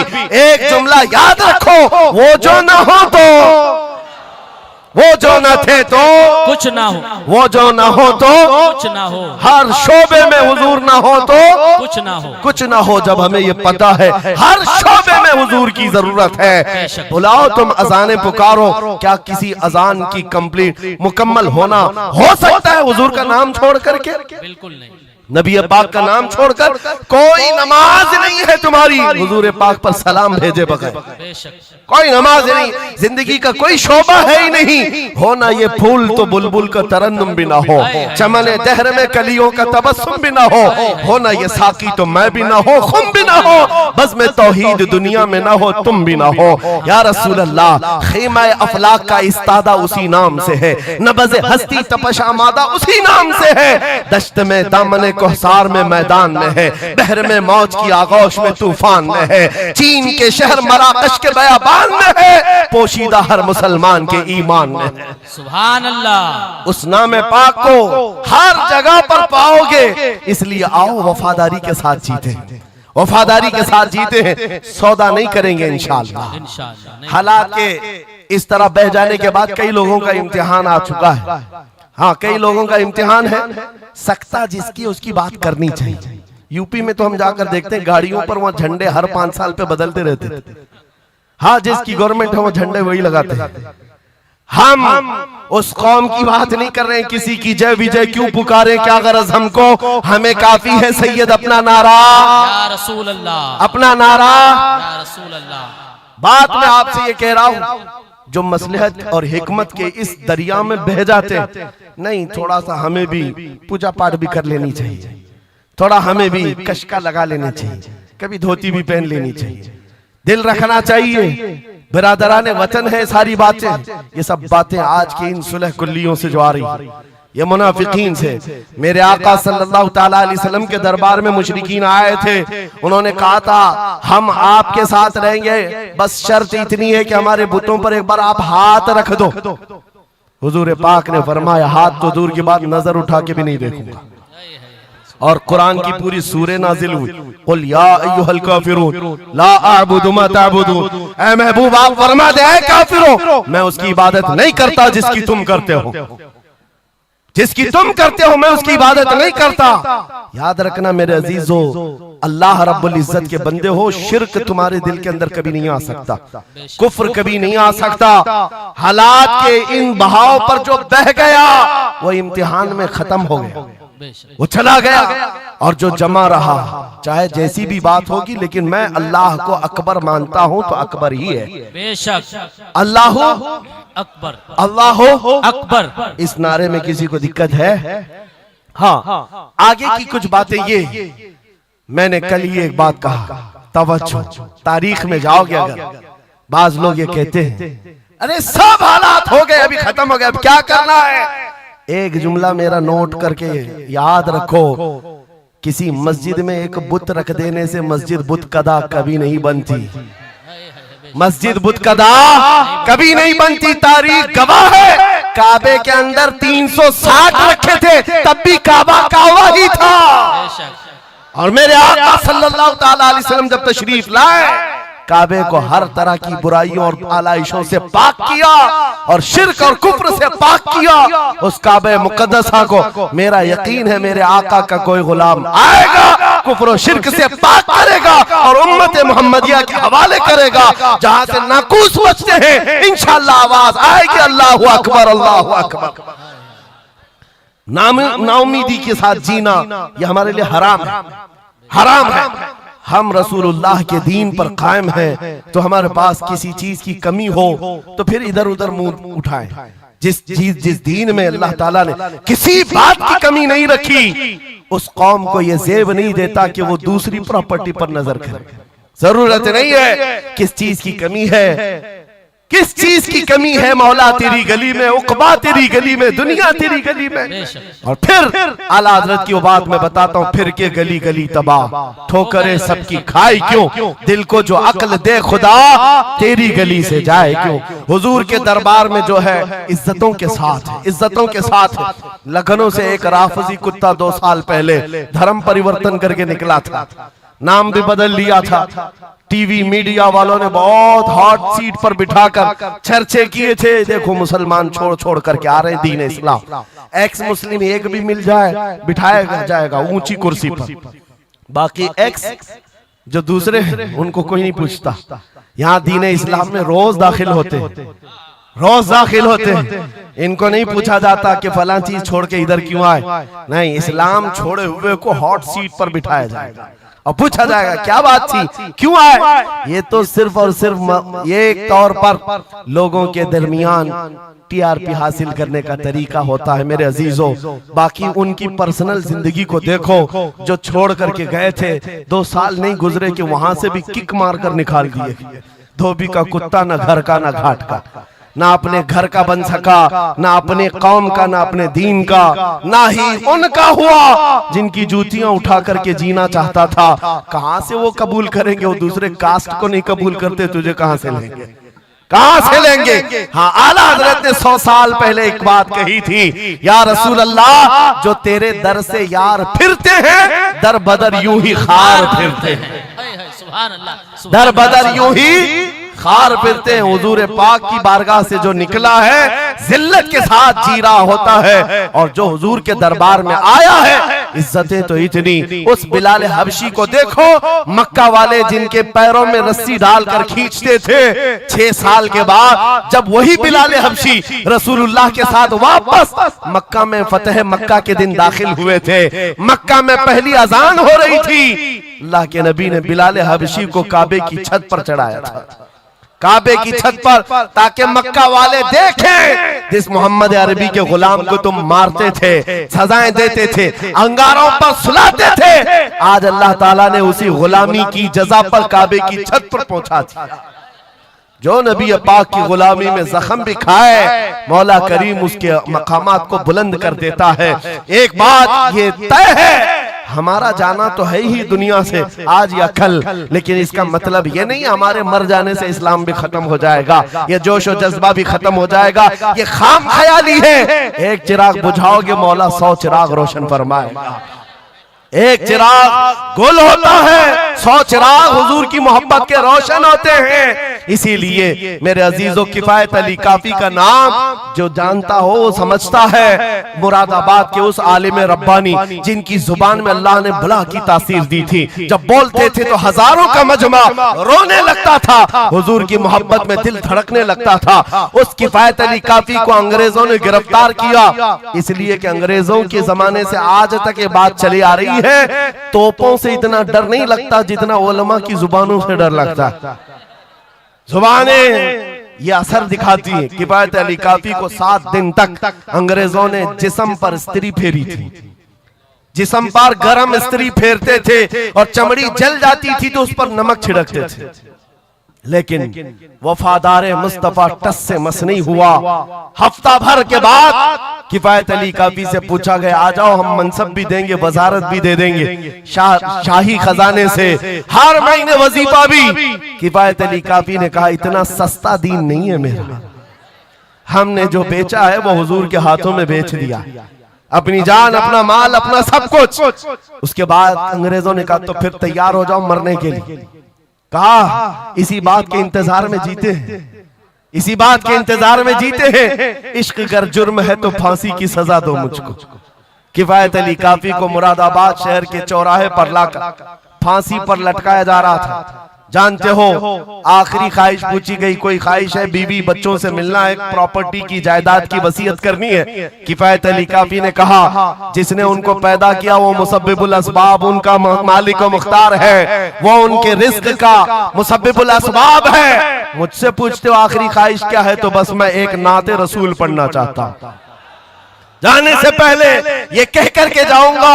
और रकम हो गई तारीख में ये बात पढ़ा था किफायत अली काफी ने, कोई गुल बाकी रहेगा न चमन रह जाएगा, पर रसूलुल्लाह का दीन हसन रह जाएगा। सब फना हो जाएंगे काफी वो, लेकिन हश्र तक नाम हजरत का जुबानों पर चलन रह जाएगा। सुभान अल्लाह, सुभान फांसी तो दे दी। और जो बात मैं कहने जा रहा हूँ बड़ी तवज्जो से, 8 दिन तक जश्न मनाया था अंग्रेजों ने। ये 1857 की बात कर रहा हूँ। गदर जिसको कहते हैं अंग्रेज, 1947 की आजादी से तकरीबन 90 साल पहले ये अभियान शुरू हो चुका था, तहरीक शुरू हो चुकी थी 1857 की, जब किफायत अली काफी को फांसी दिया। अंग्रेजों ने 8 दिन तक जश्न मनाया था। किस बात का जश्न था? कि एक ऐसा आदमी हमने मार गिराया है जो बार बार मोहम्मद अरबी की बात करता था, रूह फूंकता था जवानों में, मुसलमानों को बेदार करता था। अब कौन उठाएगा, अब कौन बेदार करेगा? उन जालिमों को पता नहीं एक मुरादाबाद शहर में तुम किफायत अली काफी को फांसी दे रहे हो, उसी के पड़ोस शहर में मौला बरेली में इमाम अहमद रजा को पैदा फरमा रहा है। सुभान अल्लाह, सुभान अल्लाह। मुरादाबाद और बरेली में सिर्फ 100 किलोमीटर का फासला है। एक आशिक को तुमने फांसी दे दी। यही जमाना है जब आला हजरत बरेली में पैदा हो रहे हैं। अंग्रेजों के ख्वाबो ख्याल में भी नहीं है एक आशिक के खत्म होने के बाद दूसरा जो उठेगा वो क्या हंगामा करेगा। और बरेली के ताजदार ने हंगामा ऐसा किया है, चप्पे चप्पे से आज आवाज आती है, डाल दी कल्ब में अज़मत मुस्तफा सैयदी आला हजरत पे लाखों सलाम। सुभान अल्लाह, सुभान अल्लाह। बहुत मेरे अजीजों, ये कभी खत्म ना होने वाला सिलसिला, हुजूर पाक सल्लल्लाहु ताला अलैहि वसल्लम की मोहब्बत का सिलसिला कभी नहीं खत्म होगा। मैं बहुत देर पहले ही कह चुका था, ये मेरे आखिरी जुमले हैं, लेकिन मुझे कहा गया है कि हजरत तशरीफ ला रहे हैं, इसलिए जब तक स्टेपनी बना हुआ तब तक के लिए स्टेपनी है। हजरत तशरीफ लाए, अब हमारी भी ताकत जवाब दे रही है। आपकी ताकत जवाब नहीं दी है तो एक बार हुजूर को पुकारो, लब्बैक या रसूल अल्लाह, लब्बैक लब्बैक या रसूल अल्लाह, लब्बैक या रसूल अल्लाह, लब्बैक या रसूल अल्लाह। आओ हम अपनी गुफ्तगू का इख्तिताम इस बात पर करते हैं, या रसूल अल्लाह तेरे गुलामों का नक्शे कदम है राह खुदा, वो क्या बहक सके जो ये सुराग लेके चले। मुसलमानों, इस बात को गुट्ठी में पी करके जाओ कि मोहम्मद से वफा तूने तो हम तेरे हैं, ये जहां चीज है क्या लौह कलम तेरे हैं। उठो कुव्वत इश्क से हर बस्त को बाला कर दो, दहर में नामे मोहम्मद से उजाला कर दो। कौन देता है, देने को मुंह चाहिए, अरे देने वाला है सच। बे इश्क मुस्तफ़ा पढ़ते हैं जो बुखारी,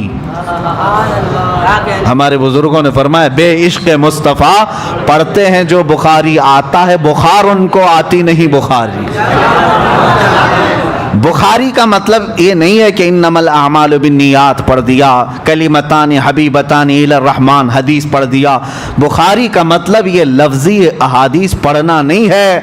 बुखारी का मतलब ये है, एक बुज़ुर्ग की बात मैं बताता हूँ, अहमदाबाद के रहने वाले थे गालिबन, तो वो उनके मुतालिक मशहूर था पढ़े लिखे नहीं हैं, बहुत सारे लोग ये समझते थे। वो जज्ब के आलम में रहते थे, पुराने कपड़े, परागंदा बाल, जिक्र इलाही में मशगूल। ऐसा लगता था कि ये आम आदमी है, देहाती आदमी है, लेकिन कुछ लोगों को मैं आपको ये बता दूं, शेख सादी रहमतुल्लाह अलैह की एक बात नसीहत है, हर बेशा गुमा मबुर के खालिस शायद के पेलंग खुफ्ता बाशत। हर जंगल को खाली मत समझ लेना, किसी जंगल में शेर सोया होता है। हर जंगल को खाली मत समझना, ये शेख सादी रहमतुल्लाह अलैह ने फरमाया। हर इंसान को ऐरा गैरा नत्थु खेरा मत समझ लेना उसके जाहिर को देखकर। हाँ, इरादत हो तो देख, इनको यदे बैजा लिए बैठे हैं अपनी आस्तीनों में।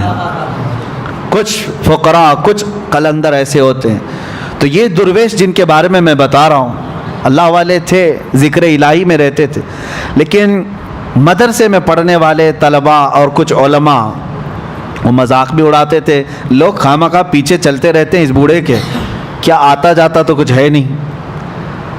तो इन लोगों ने सब लोगों को अलग अलग वर्गलाया भी। एक दिन लोगों ने कहा नहीं बाबा, अल्लाह और उसके रसूल का ही जिक्र करते हैं। कहा कुछ नहीं है, पढ़े लिखे नहीं है वो।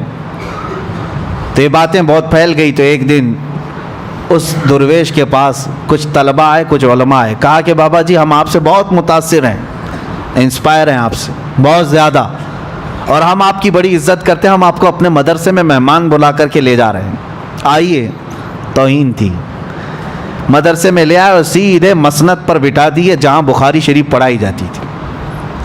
जो शेखुल हदीस बैठते थे, कहा कि बाबा जी बैठे, हम आपसे फैज़ उठाना चाहते हैं, बुखारी शरीफ पढ़ाएं। वो ढकोसले पीर नहीं थे जो लोगों के चूरे पर अपनी ज़िंदगी गुजारते हों, वो फ़ना फिल्लाह थे।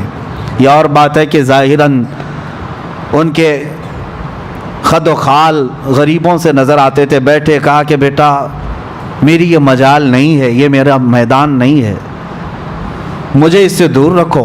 उन्होंने कहा नहीं, बड़ा चर्चा आपका है, आज आपको बुखारी पढ़ाना ही, बुखारी पढ़ानी है। बहुत ज़िद किया, इसरार किया, तो उन्होंने बुखारी शरीफ खोल दी। सारे तलबा भी थे, उलमा भी थे, बड़े बड़े उलमा बैठे हुए थे। अब इस मर्द हक़, मर्द कलंदर ने जो बुखारी शरीफ को शुरू किया, अन उमर रज़ी अल्लाह तआला अन्हु क़ाल क़ाल रसूलुल्लाह सल्लल्लाहु अलैहि वसल्लम इन्नमल अअमालु बिन्नियात। यहाँ से शुरू किया, हदीस पढ़ते रहे पढ़ते रहे पढ़ते रहे। बुखारी शरीफ की हदीसें एक जिल्द, दो जिल्द, तकरीबन कई हज़ार हदीसें हैं। जा कर के आखिरी हदीस कलिमतानि हबीबतानि इलर रहमान खफीफतानि अलल लिसान सकीलतानि फिल मीज़ान सुबहानल्लाहि व बिहम्दिही सुबहानल्लाहिल अज़ीम, बुखारी शरीफ की ख़त्म तक पहुँच गए। हदीस रिवायत के साथ, सनद के साथ, सहाबा के नामों के साथ पूरी हदीसें। मेरे अजीज़ों, ये घंटे दो घंटे की बात नहीं, पूरी बुखारी पढ़ने के लिए कम अज़ कम मैं फास्ट भी पढ़ूं, कुरान को सुनाने के लिए 30 दिन लग जाते हैं। बुखारी शरीफ उससे भी ज़्यादा है। कुरान शरीफ में 30 पारे हैं, तिलावत से हो जाएंगे। बुखारी शरीफ में सनदें पढ़ते पढ़ते वक्त हो जाएगा। अगर उसी तरह 1 घंटे की तरावी का मामला हो तो बुखारी को सुनाने के लिए 2 महीने लग जाएंगे। उन्होंने एक मजलिस में पूरी सुनाई, सब कपड़े फाड़ने लग गए, चीखने लग गए, चिल्लाने लग गए, और उसके बाद वो अपना आसा उठाए और खड़े हो गए। उनको लेकर के गए, एक आलिम दीन उनके कदमों में गिर गए और उसके बाद कहा बाबा हमें माफ़ कर दें, हमने कभी ये नहीं सोचा था कि आप बुखारी शरीफ भी पढ़ते हैं या पढ़ाते हैं, ये कमाल की बात है, हमारी बदगुमानी को माफ़ करें। उन्होंने हंसकर मुस्कुराकर एक थप्पड़ लगाया और कहा जाओ मियाँ, मैं कहाँ पढ़ाता हूँ, और हकीकत तूने जो गुमान किया वैसा ही मैं हूँ, मैं पढ़ा लिखा नहीं हूँ। कहा पूरी बुखारी पढ़ा दिए। कहा मैं कहाँ, सामने रसूलुल्लाह बोल रहे थे, मैं पढ़ रहा था। अल्लाहु अकबर। सामने मुस्तफ़ा करीम सल्लल्लाहु अलैहि वसल्लम बैठे थे, वो बोलते जाते थे और मैं सुन करके बयान करता जाता था। इसको कहते हैं बुखारी शरीफ पढ़ना। बेश्क मुस्तफ़ा जो पढ़ते हैं बुखारी, आता है बुखार उनको, आती नहीं बुखारी। सारी चीज़ों का कुल मिलाकर के हासिल कलाम एक ही है, वो जो न हो तो कुछ ना हो, जान है वो जान, और जान है तो अब हमारी जान है। जान का जिक्र अगर ना हो, आखिरी बात मैं अर्ज़ करता हूँ, आपको पता है गारे सौर में जब मुस्तफ़ा करीम सल्लल्लाहु ताला अलैहि वसल्लम थे हज़रत अबू बकर सिद्दीक़ के साथ, कुफ़ार मुशरिकीन इर्द गिर्द घूमते देख करके चले गए, नज़र क्यों नहीं आए? सबों ने अपना अपना अलग अलग अंदाज बयान किया है कि अल्लाह ने हिफाजत फरमाई, मकड़ी के जाल बुन दिए थे, कबूतरी ने अंडे दे दिए थे, अल्लाह ताला ने अपने हबीब की और उनके साहिब की हिफाजत फरमाई। लेकिन आशिक रसूल क्या कहता है? हाँ, हस्सानुल हिंद इमाम अहले सुन्नत फाजिल बरेलवी कहते हैं कि ये अदू का मतलब है दुश्मन। हाँ, अदू दुश्मन को कहते हैं। जान है, जान क्या नजर आए, जान है, जान क्या नजर आए, क्यों अदू गिरदे गार फिरते हैं? आला हज़रत फरमाते हैं ये दुश्मन गार के इर्द गिर्द क्यों फिर रहे हैं? मियाँ जान जो है जब अल्लाह तबारक व तआला हमारे अंदर रखा, हमें नजर नहीं आती, तो कभी कभार जान को अल्लाह तबारक व तआला ऐसा महफूज रखा है कि हमें भी नजर नहीं आती। आला हज़रत ने फरमाया वो जान है पूरी कायनात की, क्यों अदू गिरदे गार फिरते हैं, वो सुए लालाजार फिरते हैं, तेरे दिन ए बहार फिरते हैं। और कमाल की आशिकी है। मेरे इमाम अहले सुन्नत ने फरमाया, अपना इंट्रोडक्शन कराया दुनिया को, क्या कह करके, उस गली का गधा हूँ मैं जिसमें मांगते ताजदार फिरते हैं। या रसूल अल्लाह, जो तेरे दर से यार फिरते हैं, दर बदर यूं ही खार फिरते हैं। बस आओ उस हुजूर की तरफ, जिक्र पाक की मजलिस कायम करनी है, लेकिन अपने दिलों को इश्क मुस्तफ़ा में गर्म रखो। हमारे दिल किसके लिए है? रसूल पाक सल्लल्लाहु ताला अलैहि वसल्लम के लिए। हमारे दिल किसके लिए है? हाँ, सर सुए रोज़ा झुका फिर तुझको क्या, दिल था साजिद नज दिया फिर तुझको क्या। आला हज़रत फरमाते हैं, हुजूर के दरबार में जा कर के सर झुक गया था या कुछ हो गया था, नजदी बड़े बरहम हो गए कि सजदा करते हैं, ये रुकू करते हैं। आला हज़रत फरमाते, नहीं मियाँ, हम कहाँ सजदा करते हैं, हम शिरक नहीं करते। आला हज़रत फरमाते हैं, दिल था साजिद। साजिद किसको कहते हैं? सजदा करने वाले को। दिल सजदा किया, और ये बात पूरी शरीयत में ला करके दिखा। क्या दिल भी सजदा नहीं कर सकता हुजूर के लिए? हाँ, जो सजदा हराम है, जो सजदा शिरक है, वो पेशानी का सजदा, पेशानी का सजदा हराम। ये असहाबुल हजर कौन थे? पत्थर वाले लोग। ये एक ऐसी कौम थी, बहुत ऊंचे चौड़े लंबे लोग थे, बड़े ताकतवर लोग थे, और इनका काम ये था कि पूरे पत्थर के पहाड़ को हाथों से तराश करके अपना घर बना लेते थे। ये मामूली बात नहीं है, यानी पत्थर को डिज़ाइन करना, तराशना, और उसके अंदर जो है दरवाजे बनाना, कमरे बनाना, सब पहाड़ के अंदर ही होता था। बाकी कोई चीज़ ईंट सीमेंट से जिस तरह दीवारें बनाई जाती हैं नहीं है। ये वो आज भी उनके बनाए हुए घर में मौजूद हैं। मदाइन सालेह इसको कहा जाता है, सऊदी अरब में ये शहर मौजूद है, अल औला नाम से। अब इन लोगों ने उसको पिकनिक पॉइंट बना दिया है। पहले वहाँ कोई जाता नहीं था, लेकिन अब हर चीज़ में पैसा चाहिए तो उसको भी टूरिस्ट प्लेस के तौर पर खोल दिया गया है। तो ये हज़रत सालेह अलैहिस्सलाम की कौम है। हज़रत सालेह अलैहिस्सलाम को उस कौम की हिदायत के लिए भेजा गया था। तो हज़रत सालेह अलैहिस्सलाम आए। इस कौम को कौम समूद भी कहा गया है। अकड़ भी बहुत थी, घमंड भी बहुत था। जितने लंबे थे उतने घमंड भी थे, मुतकब्बिर थे, और वो अपने सामने किसी को भी कुछ नहीं समझते। वो समझते कि सबसे ज़्यादा ताकतवर हम हैं, और बड़े फनकार लोग थे। तो जब हज़रत सालेह अलैहिस्सलाम उनके पास आए और ईमान की उन्हें दावत थी, एक तो वो ताकतवर थे, पहाड़ों को तराश कर घर तो बना लेते, लेकिन ईमान से महरूम थे। हज़रत सालेह अलैहिस्सलाम ने एक खुदा की तरफ दावत दी, अल्लाह की इबादत करो और दूसरे बुतों की पूजा, ये फलां फलां चीज़ें छोड़ दो। उन्होंने कहा, आप झूठ बोलते हैं, ये सब चीज़ें होती नहीं। वलक़द कज़्ज़ब अस्हाबुल हिज्रिल मुरसलीन।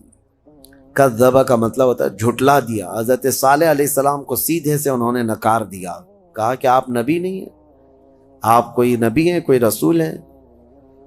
तो बहरहाल हज़रत सालेह अलैहिस्सलाम कंटिन्यू दावत देते रहे। तो उस कौम ने क्या कहा जानते हैं? हम तो अपने हाथों से पहाड़ को तराशते हैं तो घर बन जाता है। आप अगर सच में अल्लाह के नबी हैं तो इस पहाड़ से कोई जिंदा जानवर निकाल करके दिखा दीजिए आप, पहाड़ के यानी पत्थरों से।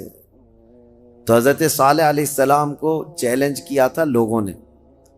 नबी सालेह अलैहिस्सलाम एक पत्थर के पास आए और उस पत्थर को आपने हाथ मारा तो उस पत्थर से एक ऊंटनी पैदा हुई, और वो भी हामला ऊंटनी, चलती थी, फिरती थी, सारी चीजें। आपको मैं ये बात बता दूं कि जानवर से जानवर का पैदा होना ये नेचुरल है, और किसी पत्थर से एक जानदार पैदा हो जाना, इसको क्या कहेंगे? ये मौजज़ा है।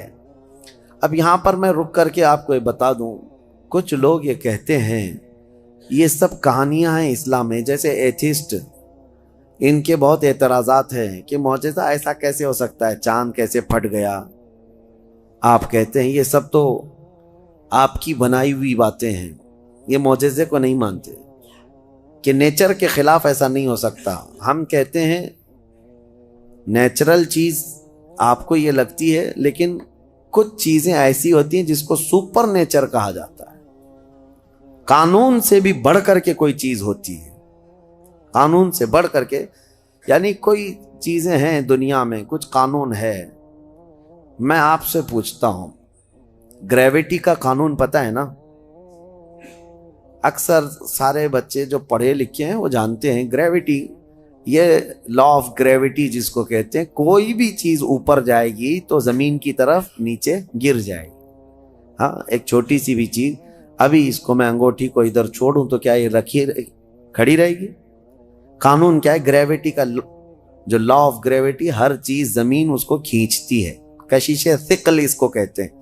हर वजनी चीज को जमीन अपनी तरफ खींच लेती, ये कानून है, लॉ ऑफ ग्रेविटी है। लेकिन इसके बरखिलाफ भी तो हम देख रहे हैं, हजारों किलो के वजन की एरोप्लेन हवा में उड़ती है, उसको जमीन क्यों नहीं खींच लेती? ये कुछ लॉ ऑफ ग्रेविटी से बढ़ करके कोई इंसान ही ने बनाया ना, और दुनिया उसको एक्सेप्ट कर रही है। होना तो ये चाहिए, पानी में एक छोटा सा तिनका भी डाल दो, क्या होगा? पानी में अंदर चला जाएगा। लेकिन हजारों टन वजन लेकर के कुछ शिप, कुछ जहाज पानी पर ऐसे ही तैरते हुए जाते हैं, इंसानों को भी लेके चल रहे हैं, सामान को भी लेके चल रहे हैं। तो कानून जो है उससे हट करके भी तो कुछ चीजें हुई हैं ना, दुनिया में हो भी रही है। तो मौजज़ा जो होता है वो सुपर नेचर है, और ये भी अल्लाह के नबियों से है। जब लोग उनसे मुतालबा करते हैं तब अल्लाह ताला अपने नबी को ये इख्तियार देता है, और वो नबी अपनी ताकत से ऐसा मौजज़ा दिखाते हैं। अब पत्थर से ऊंटनी का पैदा होना ये मौजज़ा है। उनको, बाज़ लोगों को ये हजम नहीं होगी बात और समझ में नहीं आएगी। उनसे कहो अगर समझ में आ जाए तो मौजज़ा ही नहीं है। अगर समझ में आ जाए, मौजज़ा वो है जो आम इंसान की समझ में ना आए। आम इंसान की समझ में ना आए वो क्या है? मौजज़ा। हज़रत सालेह अलैहिस्सलाम ने करके दिखाया। अब वो ऊँटनी चरती भी थी, आती भी थी, ये साफ निशानी देख रहे थे वो लोग, कुफ़ार व मुशरिकीन। लेकिन होता है ना कुछ लोग जो अंत भक्त होते हैं, गोबर भक्त होते हैं, उनको हजार साफ निशानियां दिखें, नहीं ना ईमान लाना नहीं है। इनकार कर दिया उन्होंने, कहा कि ये नहीं हो सकता। तो हज़रत सालेह अलैहिस्सलाम की ऊँटनी चरती तो रही, और उसके बाद हुआ ये कि वो जो गांव का तालाब था, जब वो ऊँटनी उसमें पानी पीने जाती तो पूरा पानी पी जाती। तो अब उनको डर लगने लगा कि हमारे मवेशी, हमारे जानवर कहाँ पानी पिएंगे। तो वो दुश्मनी कर बैठे अल्लाह की ऊँटनी से। उसको नाक़तुल्लाह कहा है कुरान में, नाक़तुल्लाह, अल्लाह की ऊँटनी है। तो अब फिर उसकी दुश्मनी करने लगे। हज़रत सालेह अलैहिस्सलाम ने डराया, ये अल्लाह की निशानी है, इसके साथ छेड़छाड़ करोगे तो अल्लाह का अजाब आएगा, इस ऊँटनी को कुछ ना करना। हाँ, पानी की ज़रूरत है, मैं बारी लगा देता हूँ, एक दिन ये ऊँटनी पानी पिएगी, एक दिन तुम्हारे जानवर पानी पिएंगे। इस तरह बारी लगी, सबको पानी मिलता था। लेकिन उसके बावजूद ये कौम समूद जो गुरूर और घमंड में मुब्तला थे, उन्होंने एक दिन हज़रत सालेह अलैहिस्सलाम की इस ऊँटनी को पकड़ा और तीर मार करके उसको कत्ल कर दिया, उसको मार दिया। जब ऊँटनी जैसी ही ख़त्म हो गई, अल्लाह का अजाब आना था। वो क्या कहते थे पता है? हमें पता है अजाबात का आप जो डर सुनाते हैं, अगर नूह अलैहिस्सलाम की कौम पर जैसे अजाब आया था, क्या आया था? तूफान, पानी भर गया था। अगर आसमान से बारिश भी नाजिल हो, तूफान भी आए, तो हमें कुछ फर्क नहीं पड़ेगा, क्योंकि हम बहुत ऊंचे पहाड़ों में रहते हैं। पत्थर के पहाड़, उसके अंदर रहते थे, पहाड़ तो नहीं बहेंगे। दूसरी चीज, अगर लूत अलैहिस्सलाम की कौम पर जैसे अजाब आया पत्थर बरसने का, अगर वो भी आ जाए तब भी हमारे पहाड़ों जैसे घरों पर कुछ भी असर नहीं होगा। कौन सा अजाब? अगर बहुत तेज हवाएं भी आए तो पहाड़ों को उठा के तो नहीं ले जा सकती। ये पूरा एक एक पहाड़ 2000-3000 फीट ऊंचे पहाड़ है। आज भी जाके देख सकते हैं आप। इतने ऊंचे ऊंचे पहाड़ों को तराश देते थे और घर बनाकर उसमें रहती। क्या हवाएं भी इसको नहीं उड़ा सकती? तो तूफान का अजाब, पत्थर की बारिश का अजाब या फिर हवाओं का अजाब क्या आएगा? वो चैलेंज करते थे हजरत सालेह अलैहिस्सलाम। हजरत सालेह अलैहिस्सलाम ने अल्लाह की बारगाह में अर्ज की कि मौला, मैंने जो दावत देनी थी इनको दे दी और ये सरकशी पर उतर आए हैं।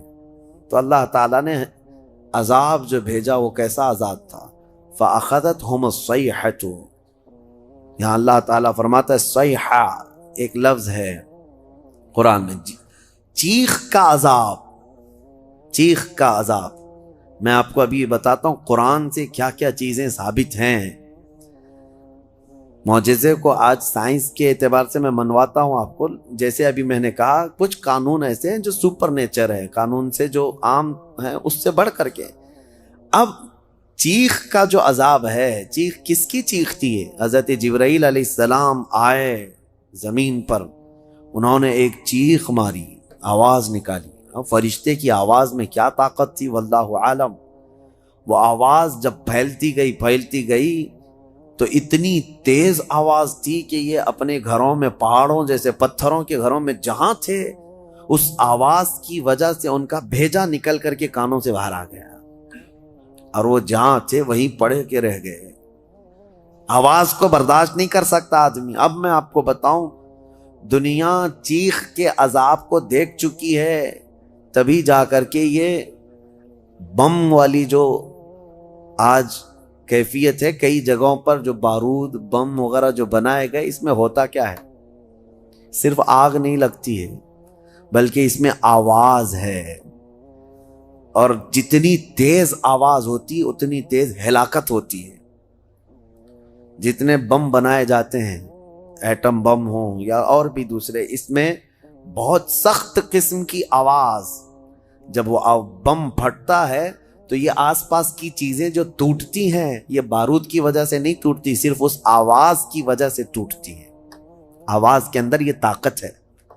कभी आप डीजे को बजते हुए देखते होंगे, जब बहुत तेज साउंड डीजे वाले लगाते हैं तो हमारे घर की खिड़कियां हिलने लग जाती हैं। आप महसूस करना, कभी आपके घरों के सामने से अगर कोई डीजे जाने लग जाए तो घर के बर्तन भी हिलने लग जाएंगे। इनको कौन हिला रहा है? बर्तनों को कौन हिला रहा है? खिड़कियों को कौन हिला रहा है?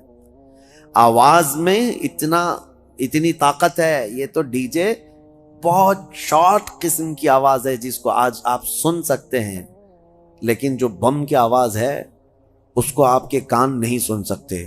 और ये दुनिया की बनाई हुई आवाजें हैं, इससे कई हजार गुना ज्यादा एक फरिश्ते की आवाज में ताकत है। जब वो आवाज आई होगी तो फिर इंसानों का क्या हशर हुआ होगा। तो सिर्फ चीख की वजह से वो पूरी कौम हिलाक हो गई, सब अपने घरों में पड़े रह गए, वो अजाब इलाही के शिकार हो गए। ये इनका जिक्र इस सूरे में आया है। इनको अस्हाबुल हिज्र कहा गया है। ये पत्थर वाली कौम है। ऐ घमंड में मुब्तला लोगो, आज तुम्हें अगर ऐसा लगता हो कि मेरे पास बहुत कुछ है और मैं बच जाऊंगा, तो अस्हाबुल हिज्र नहीं बच सके। वो अपने पहाड़ जैसे घरों के अंदर मुर्दा पड़े रह गए। क़यामत भी जो कायम होनी है ना, वो भी आवाज पे ही कायम होनी है। आवाज, ये आज दुनिया को अच्छी तरह से पता है कि साउंड के अंदर कितना पावर है, और आवाज के जरिए से ही पूरी दुनिया को खत्म किया जाएगा। कैसे? हजरत इसराफील अलैहिस्सलाम सूर फूंकेंगे। सूर एक बाजे जैसी शक्ल की एक चीज है। ये इसराफील अलैहिस्सलाम एक फरिश्ते हैं अल्लाह के, वो हाथ में लेकर खड़े हैं इंतजार में कि जब मौला का हुक्म होगा उसको बजाएंगे। जैसे ही उसको फूंकने लगेंगे दुनिया में आवाज फैलेगी। पहले हल्की हल्की हल्की होते हुए वो आवाज इतनी बढ़ जाएगी कि लोग पहले उस आवाज को सुनते हुए बेहोश हो जाएंगे। फिर उसी आवाज पर पूरी दुनिया की मौत हो जाएगी। एक भी बाकी नहीं रहेगा, एक भी बाकी नहीं रहेगा। उस सूर की आवाज पर सारे के सारे पूरे रुए जमीन पर जितने इंसान हैं वो सब के सब मर जाएंगे। ये कयामत कायम होने का मंजर। फिर अल्लाह तबारक व तआला जमीन में जलजले पैदा फरमाएगा और फिर ये पहाड़ सब पूरे उड़ने लग जाएंगे। जमीन खत्म कर दी जाएगी, सारी चीज़ें ख़त्म कर दी जाएंगी। फिर अल्लाह तबारक व ताला जो मैदान क़यामत कायम फरमाएगा, फिर उसमें सारे इंसानों को जमा करेगा। तो सूर फूंका जाएगा और सूर की आवाज़ बहुत तेज़ होगी, लेकिन अल्हम्दुलिल्लाह आप ना घबराएं, हमारे ऊपर नहीं आनी है क़यामत, क्योंकि फरमाया गया क़यामत जो है किसी भी मोमिन पर नहीं आएगी। उस वक्त कोई मोमिन बाकी नहीं रहेगा, मुसलमान नहीं रहेगा। क़यामत जो सूर फूंकी जाएगी और उस वक्त जो सारे लोग हिलाक होंगे, उसमें ईमान वाले लोग नहीं रहेंगे। ईमान वाले बहुत पहले ही दुनिया से जा चुके होंगे। अब आप अंदाज़ा करो, जब सारे ईमान वाले ख़त्म हो जाएं तभी क़यामत को आना है, और जब तक मोमिनीन जिंदा हैं क़यामत नहीं आएगी। ये रिवायात से साबित है। तो बहरहाल सूर की भी आवाज़ ही है, आवाज़ का पावर है, और क़यामत भी उसी में कायम होनी है। अब उसके बाद दूसरी सूरह हमने तिलावत की है, सूरह नहल। सूरह नहल शहद का जिक्र आया है। अल्लाह ताला फरमाता है, अल्लाह की निशानियों में से है ये भी, यखरुजु मिन बुतूनिहा शराबुम मुख्तलिफुन अलवानुहु फीही शिफाउल लिन्नास। शहद की मक्खी का जिक्र है कि अल्लाह तबारक व ताला उसके मुंह से एक ऐसे रस को निकालता है जो दुनिया की सबसे मीठी चीज़ है, और अल्लाह फरमाता उसमें लोगों के लिए शिफा है। किसमें? शहद में। शहद में शिफा है, इसकी गारंटी कुरान से है। अल्लाह ने फरमाया अलग अलग रंग के फूलों से ये मक्खी चूस करके आती है रस, और अपने छत्ते में लाकर छोड़ देती है, और उसके बाद उसमें मिठास आती है, और गजब की मिठास, उसकी मिठास का मुकाबला कोई नहीं कर सकता। जो ओरिजिनल मिठाई है वो शहद है दुनिया में, बाकी सब चीज़ों को छोड़ दे, सब बनी हुई है, लेकिन ओरिजिनल जो मिठास है वो सिर्फ शहद की है। इसका जिक्र क्यों है? दो जानवरों का अल्लाह ने जिक्र फरमाया। एक गाय का, यानी दूध देने वाली जो भी है, अल्लाह फरमाता है कि हम दूध कहाँ से निकालते हैं, दूध कहाँ से आता है? कुरान फरमाता है मिन बैनि फरसिन व दमिन, गोबर और खून के बीच से। गाय चारा खाती है, उसके बाद उसको जुगाली करके वो हजम करती है, और उसका वो फुजला बन जाता है, और उसी से थोड़ा खून भी बनता है। खून और उसके गोबर के बीचों बीच से दूध को अल्लाह निकालता है। अल्लाह फरमाता है मिन बैनि फरसिन व दमिन लबनन खालिसन, खालिस दूध निकलता है, ना उसमें गोबर का असर आता है, ना खून का असर आता है, और ना ही किसी गाय को चीर करके देख लो कि कोई फिल्टर अंदर रखा हुआ है। कौन सी मशीन लगी हुई है? कौन सी मशीन लगी हुई है कि इस दूध को साफ करके, यानी इसमें खून के जर्रात हैं तो अलग कर दे, गोबर के जर्रात हैं तो अलग कर दे। मियाँ रंग भी नहीं आता और ना ही मजा आता है। दूध के अंदर कभी खून का मजा आया? दूध के अंदर कभी गोबर का मजा आया? न मजे को अल्लाह मिलने देता है, न उसके असर को, न उसके रंग को मिलने देता है। और कुरान में अल्लाह फरमाता है कि इन दोनों के बीच से खालिस दूध को निकालता है अल्लाह ताला, और ये पीने वालों के लिए पेट भरने वाली ग़िज़ा है। एक उसका जिक्र है उस जानवर का, और दूसरा मक्खी का, कि मक्खी जो है ये इबरत की चीज़ है। शहद की मक्खी, अल्लाह करे कि आपको कभी डंक ना मारे, कभी डंक ना मारे। अगर ये मारती है तो जहर चढ़ता है, जिस्म फूल जाएगा, चेहरे पे अगर काट ले। कई लोगों का इसमें इंतकाल भी हुआ, मौत भी होती है। अगर कई मक्खियां मिलकर के काट दें आदमी को शहद की, आदमी मर सकता है। जहर है, समझ में नहीं आता वो जहरीली मक्खी है। और फूलों का जो रस चूसती है उसमें से आप भी चूस के लाके अपने घर में थूक के देखो। गुलाब को चूस लो, मोगरे को चूस लो, चमेली को चूस लो, और अपने घर के एक कटोरी में थूक के देखो, बदबू ही आएगी। और फूलों का रस तो कड़वा ही होता है, लेकिन वो मक्खी जहरीली खुद भी है और चूसती कड़वे फूलों का रस है, और ला करके छत्ते में जब डालती है तो निहायत ही शीरीन, निहायत ही मीठी चीज। अब अल्लाह तबारक व तआला फरमाता है, कौन है जो इसमें मिठास पैदा करता है? कौन है? उसको मिठास पैदा करने वाला कौन है? वो खालिक़े कायनात है, जो फूलों को रंग देता है और शहद की मक्खी के मुंह में मिठास देता है। अब इसी को कहा गया है, ये इबरत की चीज़ है। वैसे आप